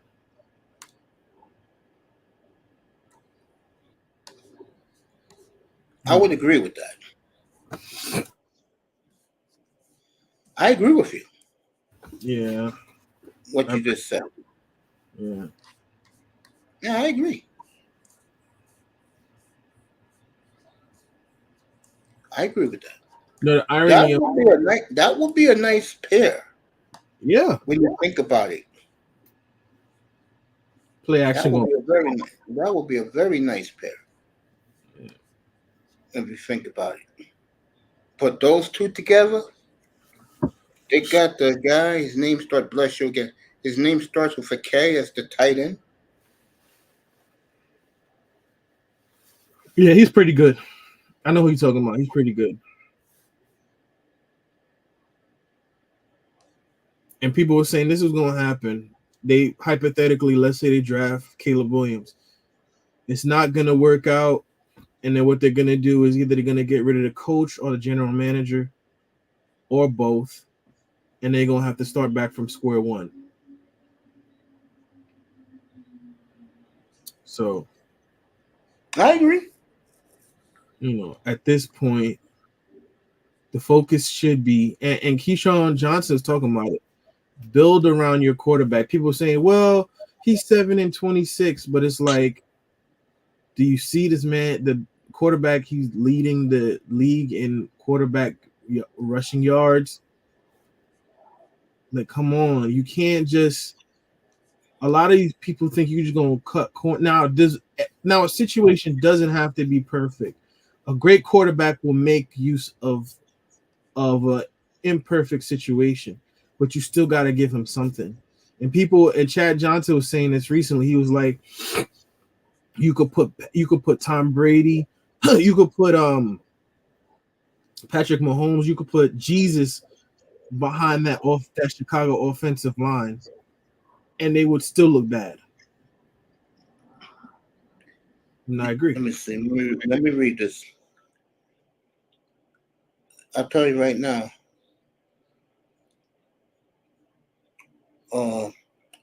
Yeah, everything you're saying is on point, man. You're not getting pushback from me. I'm listening to everything you're saying. As real spitting NFL game with us. Big Money's with us. Kane's is in the chat. Kane's got the Huskies win the national title. Who you guys, real? Safe bet. I got Michigan. I got Texas.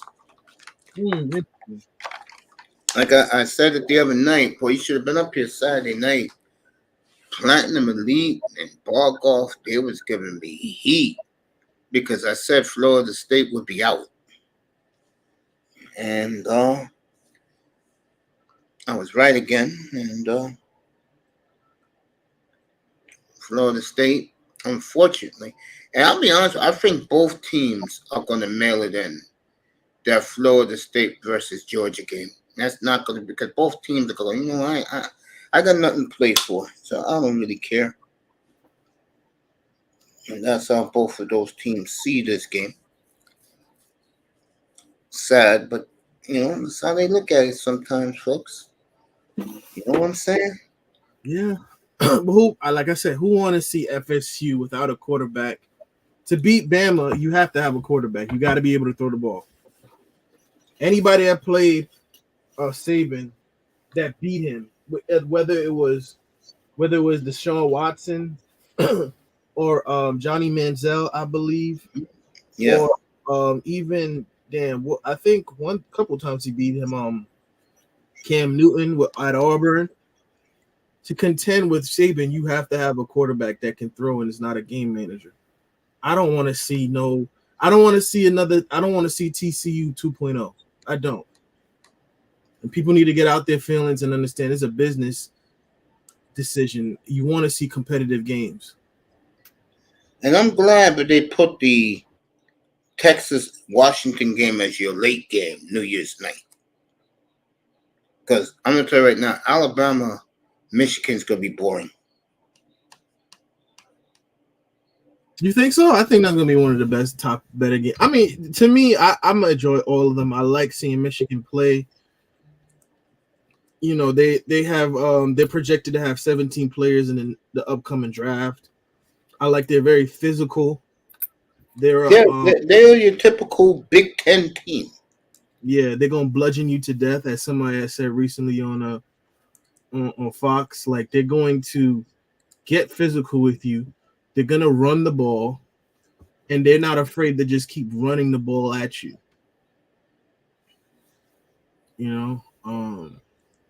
They're not necessarily, we're gonna finesse our way, we're gonna out scheme you. No, we're going to bully. We're gonna play some bully ball and let the best man win, or whoever the last man standing is gonna win. So you mean like the 49ers did to the Eagles on Sunday?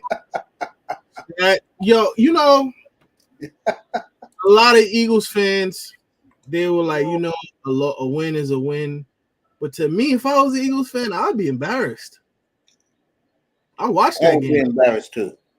I was hyped. I was looking forward to that game, and I got pissed to the point where by the time it was like 6-21, and I in my mind I was like, I think they're probably gonna lose this game. But then Debo Samuels coming out the third quarter had another touchdown, and I was like, nah, y'all not. There's levels to this. Even the Cowboys played better than the Eagles to me when they played the 49ers. Like, and a lot of times, which is crazy, is because when Jalen Hurts played them, he held on. I was like, why is he holding on to the ball so long? Why didn't you just run? Get a couple yards, extend the defense, make the defense respect your feet, your legs. But it's like he kept holding the ball, trying to make these home run plays. But it's like the coverage was too good, which I respect him for not. Unlike some people, cough, Josh Allen, he wasn't trying to throw into bad coverage, you know. But I mean, like I said at the beginning of this year, the at this point, it's all you have to look forward to is who's going to be the runner up. Who's going to play San Francisco in the NFC Championship? Because this is their year to lose. I don't see them no slowing down, barring injury. If everybody's injured, everybody's healthy, there's no reason why they should not take it all the way. Now, I'm interested in seeing how the Ravens play Christmas night. Absolutely. Even though I think they're going to lose.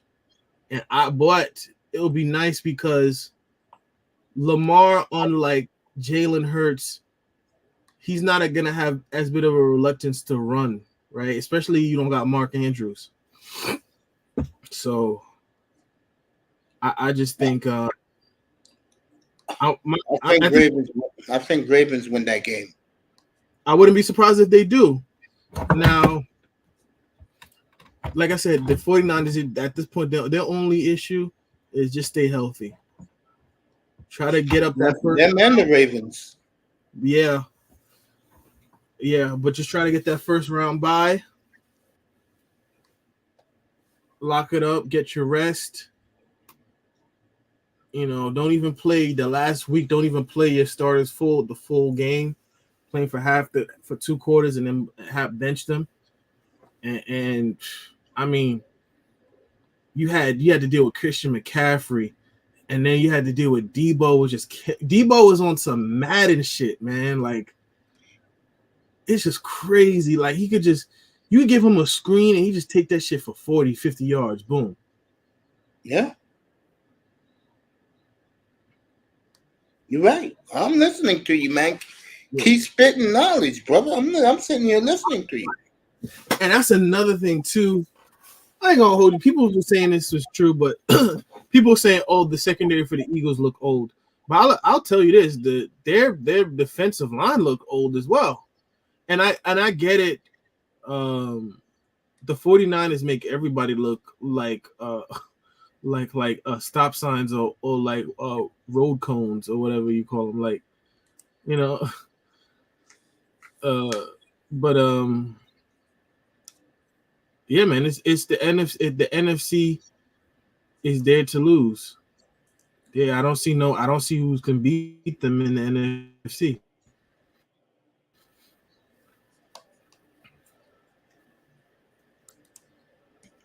Yeah, bro, you're right. They remind me of they're like the basketball version of the younger Warriors. Like, they just if you don't play your game, they will embarrass you.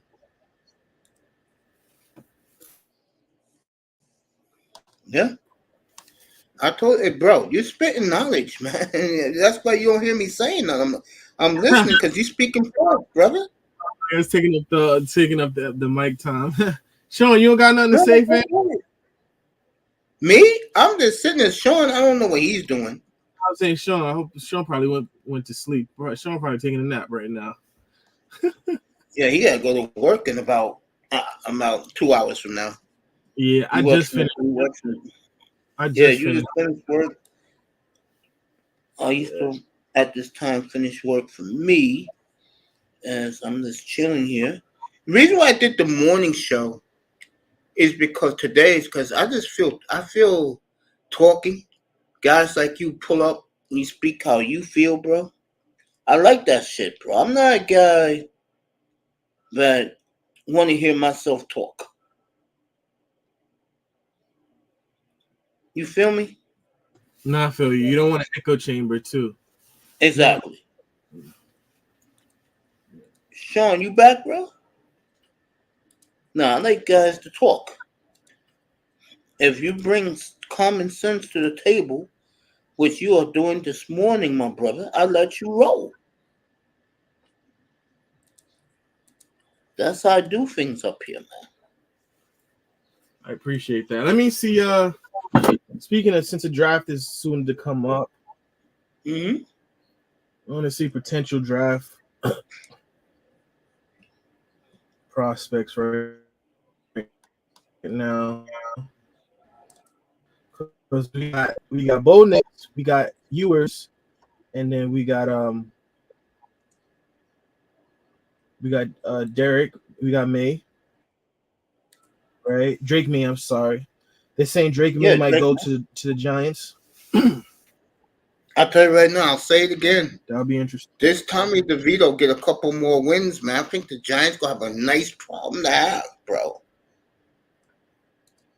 I'm not kidding about that. I'd rather have a problem where if my third string quarterback played well, and they got the Eagles twice, so then and Green Bay is hot right now. They're not playing us little sisters of the poor here.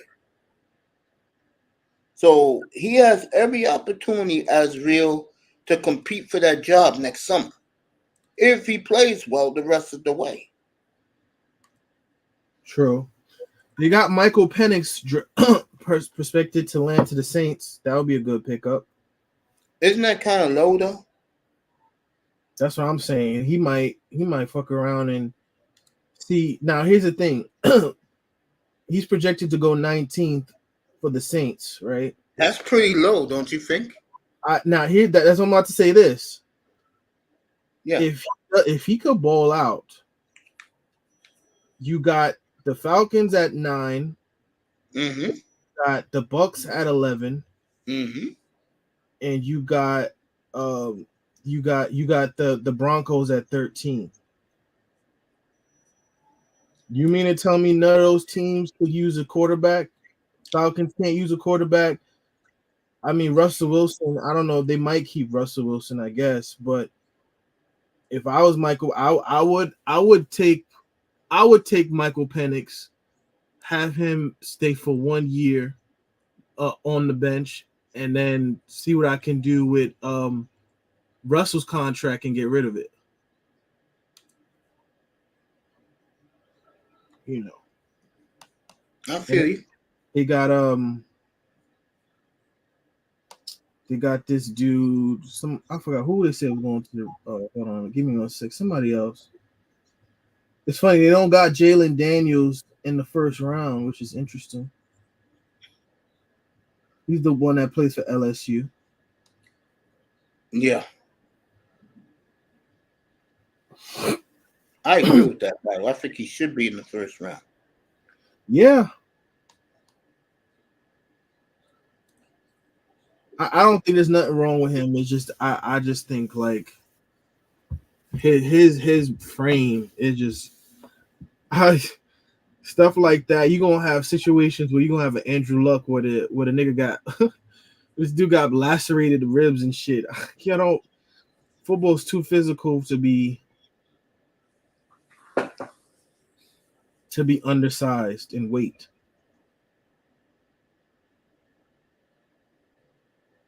Yeah, you're right, bro. You're right, fam. I am not even gonna argue with you. He's 6'4", so it's good. He has the height. Yep. But he's that's definitely a plus. But he's 210 pounds. San Francisco kicked the Eagles' ass. I told everybody take that game. No doubt. Somebody said it on TV, which is true. They said the 49ers you're going to either lose to them. I mean, you're either going to beat them, right?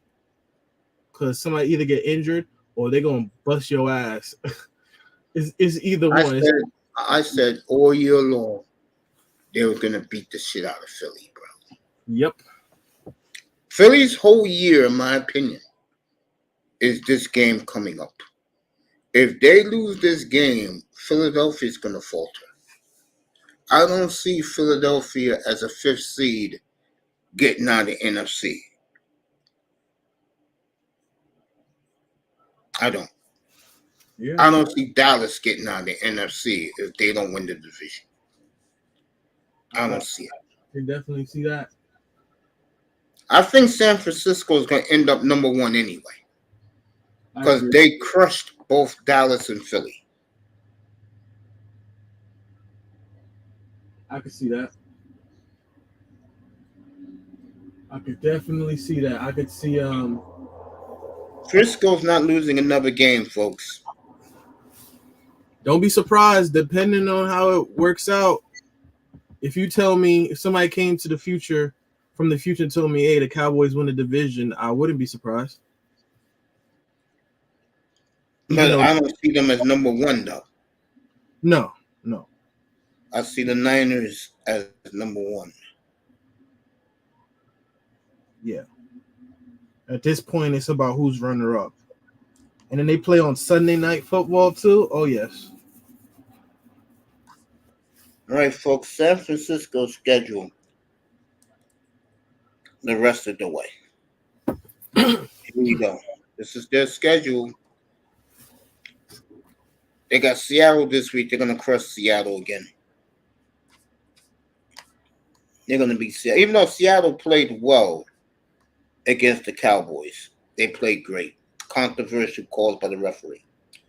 All right, Seattle, Arizona, Christmas Day against the Ravens. At the Redskins, New Year's Eve, and the Rams at home, the last game. I see Frisco winning every game. Except the Ravens. I like the Ravens against them. So they'll win 4 of their last 5. Yeah, I could definitely.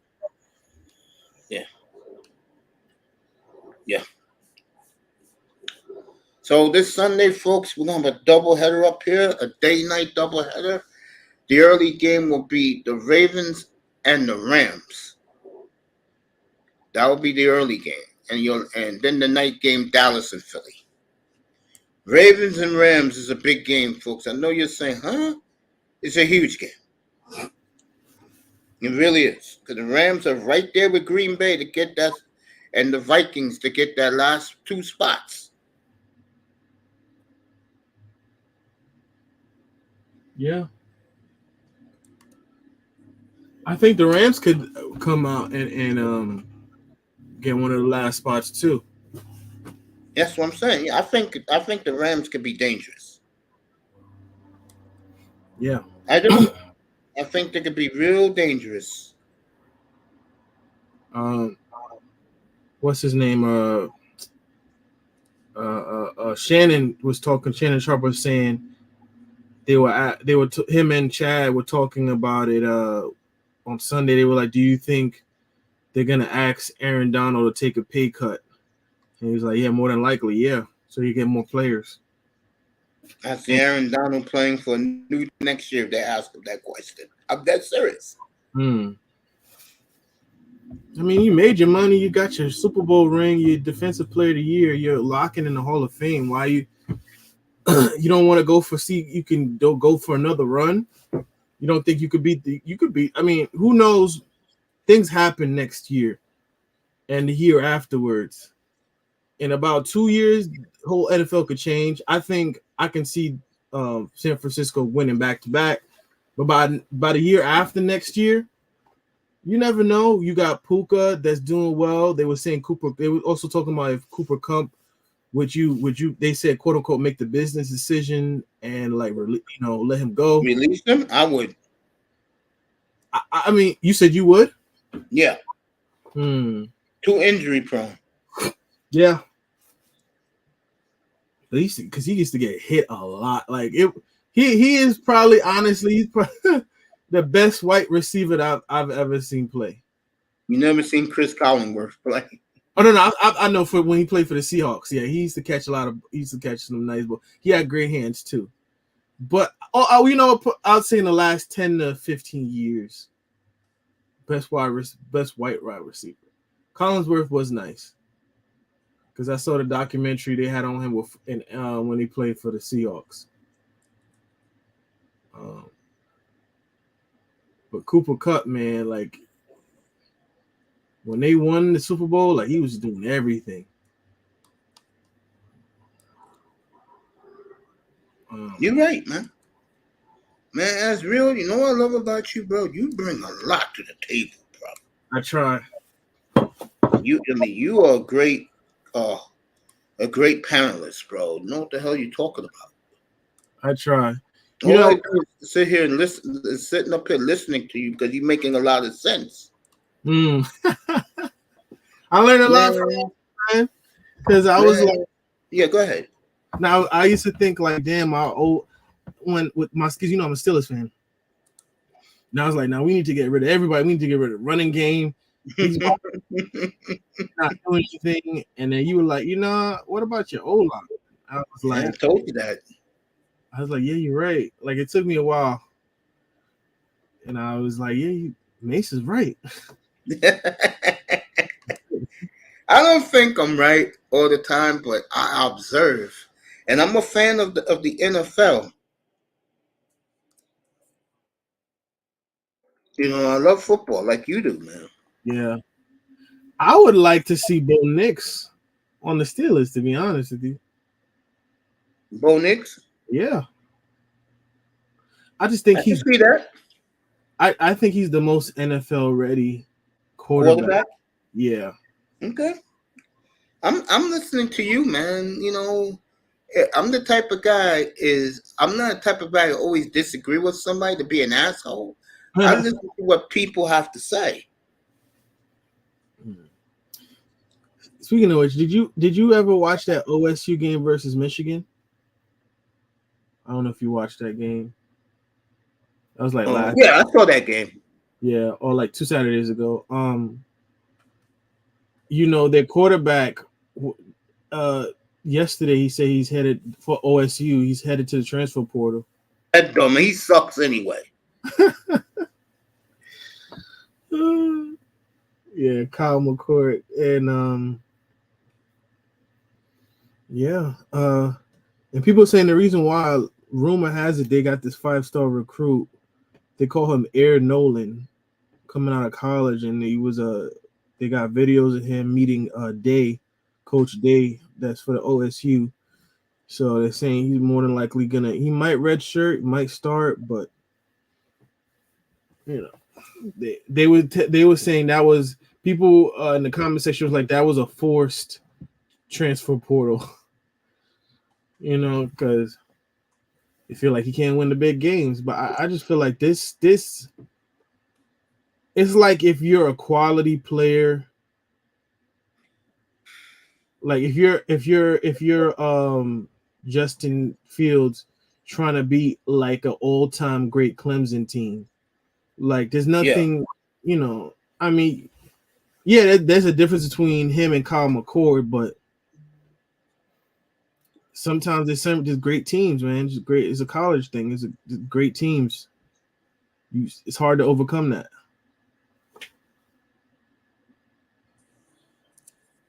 I feel you, man.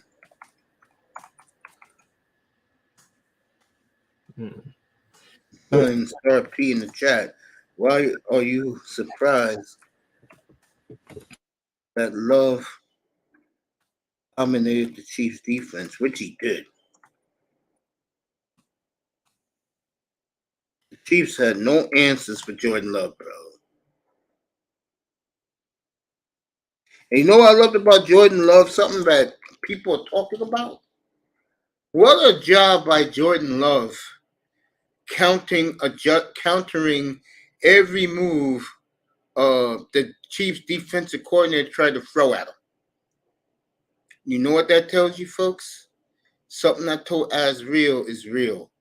He's in that film room from 3:45 in the morning wearing his Allen Iversons till 9:30 at night. That's what What a job by Love, folks, countering every move Steve Spagnuolo tried to do on him on Sunday night. Not too many quarterbacks do that, folks. Not too many NFL. Seriously, not too many NFL quarterbacks. Speaking of which, you got dudes like Roethlisberger admitted he's like, yeah, I didn't watch a lot of game tape. So No, Roethlisberger said, he said after the season over, he had the TV remote in his hand, didn't move off the couch.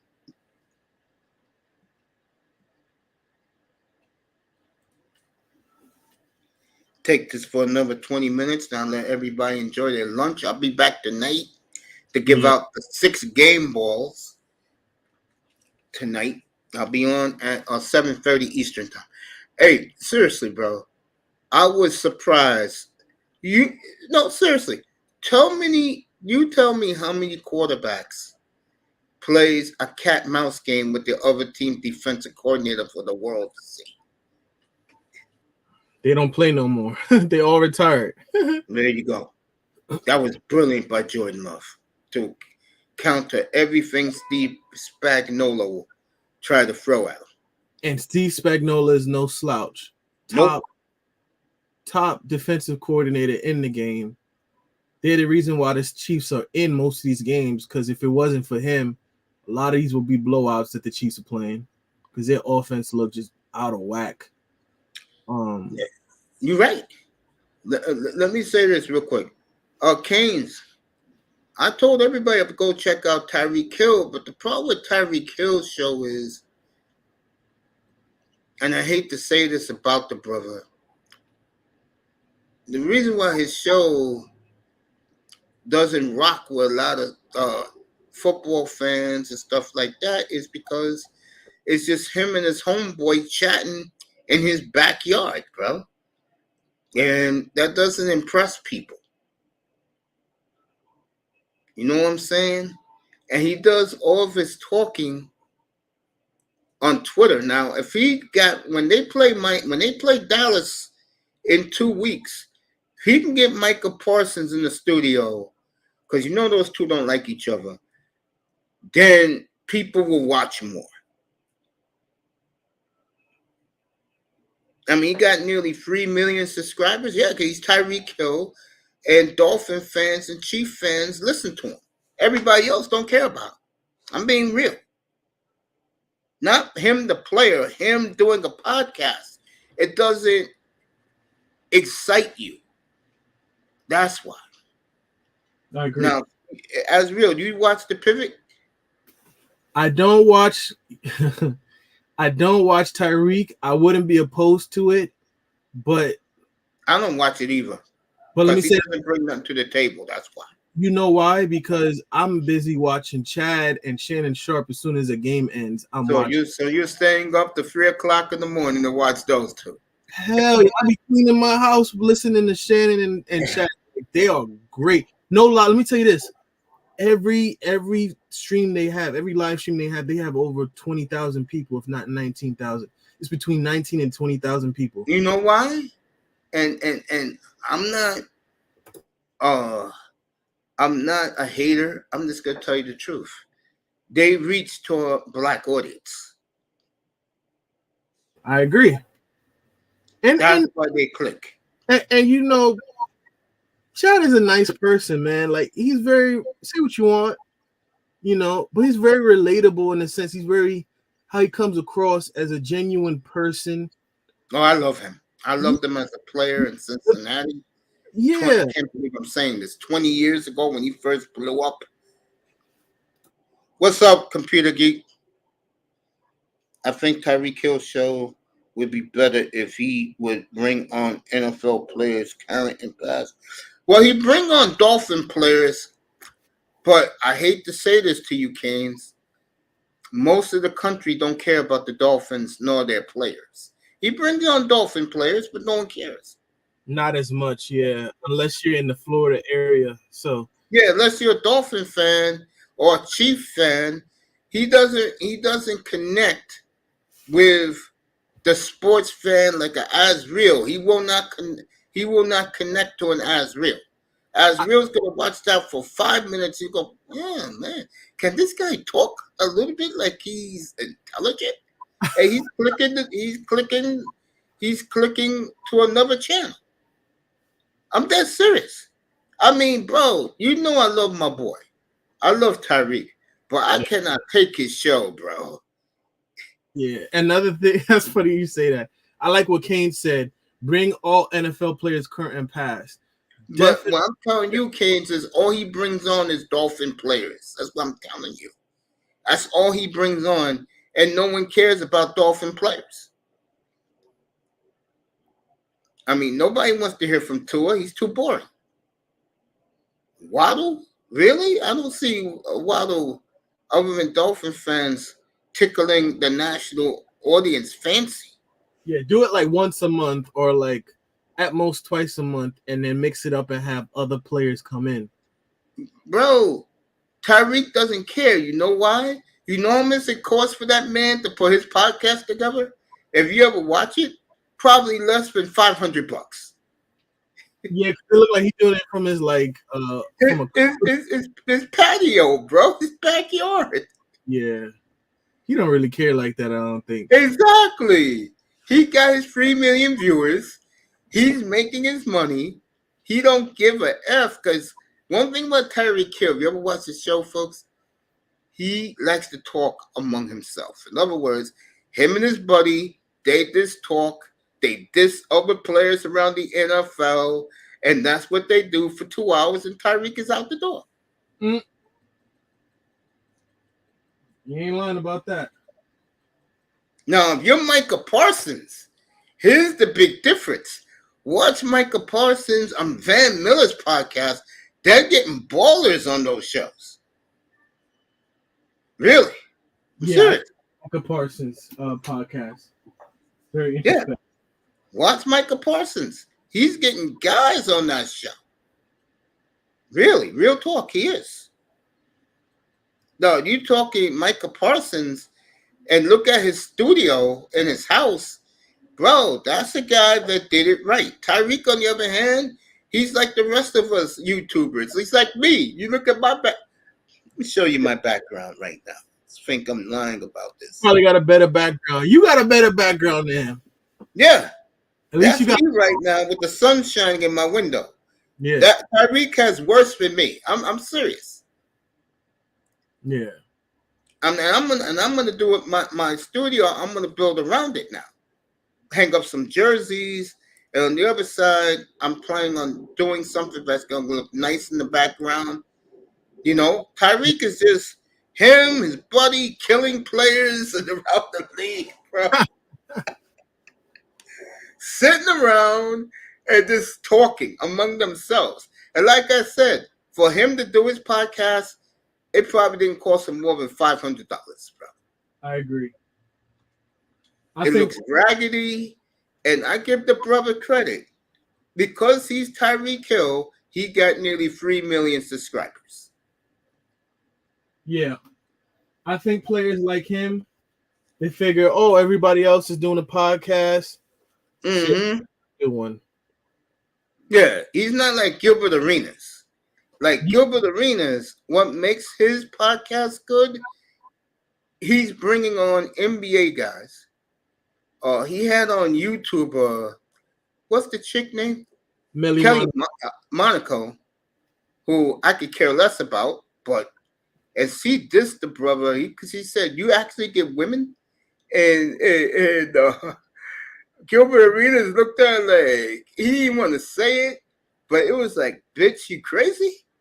I heard Cam Newton had Six the Goddess on, and I don't know, and I don't follow these women. I don't. That's crazy that he had her on there. What does that say about him? Seriously, what did that say about him? And I'm going to do that topic, by the way, next Saturday night. Why black athletes and entertainers, how come they cannot get the top of the line black women. That'll be our topic next Saturday. This Saturday night, I'm killing the simps while they worship the sisterhood like they do. I'll murder them Saturday night.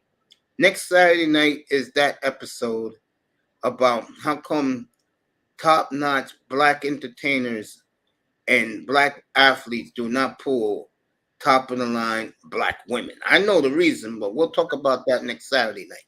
Yeah, because you notice, you say what you want. I mean, well, Patrick Mahomes might be a little, he might be an outlier in terms of partners, but I've never heard anything from Eli Manning's wife, from Peyton Manning's wife. For a while, you could have said the same thing about Giselle Bundchen, JJ Watt. Bro, when you get in Six the Goddess on your podcast, there's something missing there. Yeah. I remember Cam Newton about a year ago. He had on one of these actresses that he was in love with as a kid from the 90s, I believe. It was either the 80s or I think it was the 90s. And this bitch basically called him a moron, bro. Was disrespecting him on his podcast, bro. And I could look on Cam Newton's face. He was hurt by that. You know, and what these athletes come to realize that, and I hate to say what I'm about to say for a lot of them. There's a reason why these brothers go for Instagram models and strippers. It's something that I talked about on Platinum's platform last week.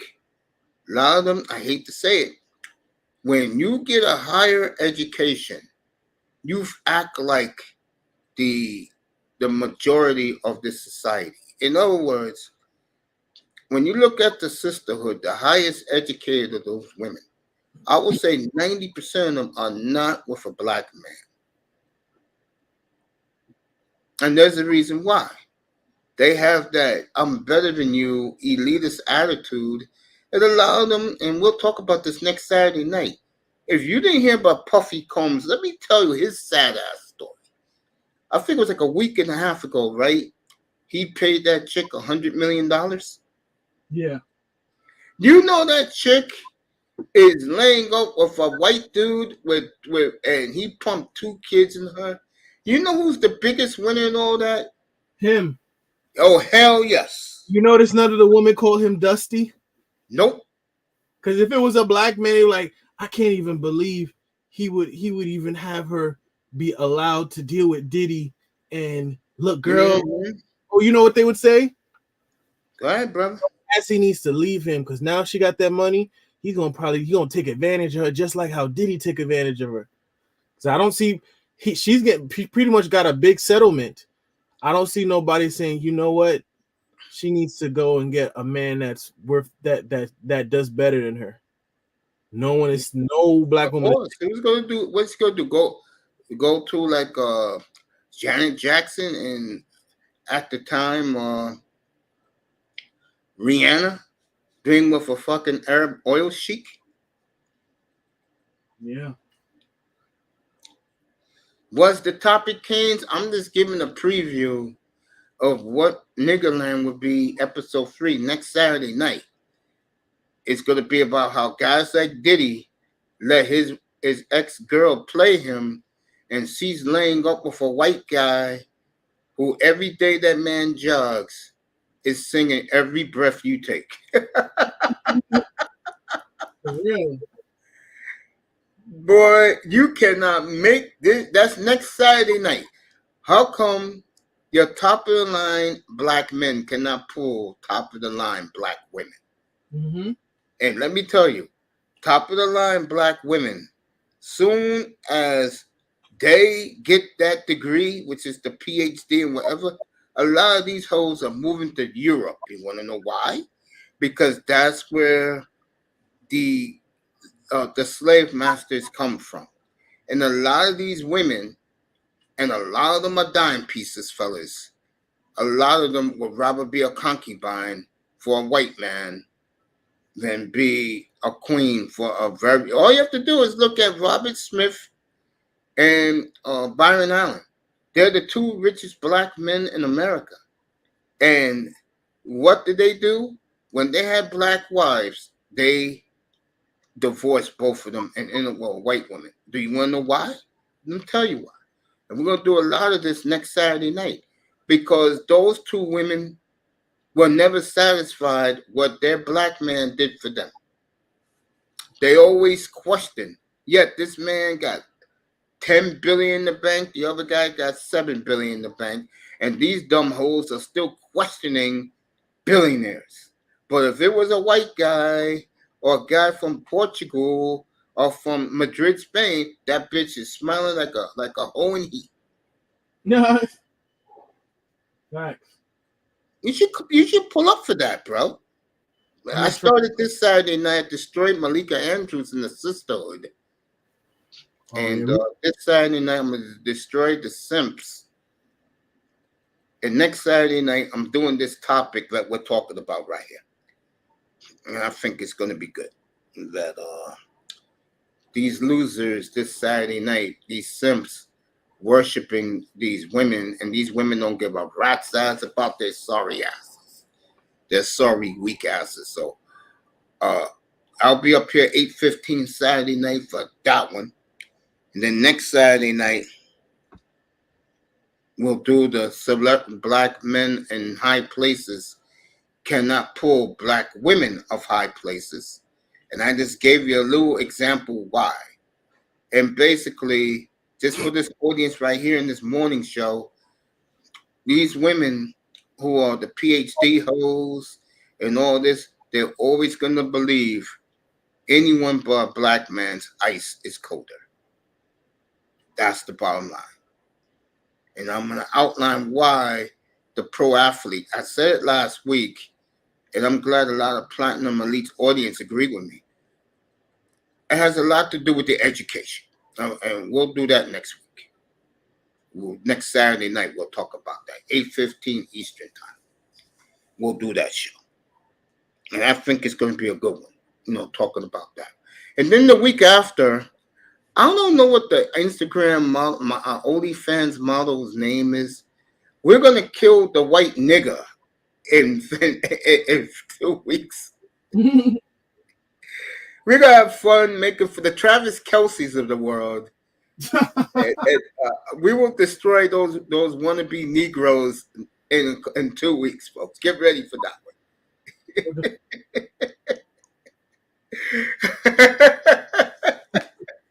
Get ready for that, folks. I can't be late. I'm a player. Yeah, but Star P, when I'm talking top of the line hoes, and a lot of them look good, I'm talking about top of the line hoes. It's these PhD hoes. And we'll kill those brothers next Saturday night while they can't pull them. In February, we're gonna do what white women go for. I got the answer of that in Pandora's box. You guys gonna like that episode. So all you guys pull up. I just roast up here when it comes to that platform. I just roast. Word. I'm gonna catch you, Mace. I'm getting ready to be done anyway. I'm 3 minutes from being done. It was a pleasure, man. I appreciate you, man. Come by tonight, bro, if you can. I'm on 7:30. I'll see. I'm gonna see what I can do. I might be sleeping, but I'm gonna try. Yeah, I'm going to go back to sleep myself, bro. Yeah. I need the rest, man. I did an 11 to 7 shift last night, and I'm beat. I just wanted, as soon as I saw you, yo, bro. I appreciate you pulling up. I do, man. Yeah, I do. For sure. If I do more morning shows, just pull up, bro. I'm gonna do some more. Sure, there's definitely, after a Monday, after Sunday night football on a Monday, that's definitely perfect time. Well, I'll try, but I'd like to just get away from it. You know what I mean? I agree. Yeah, man. I'll catch you, man. Thanks for coming. Likewise. Thank you.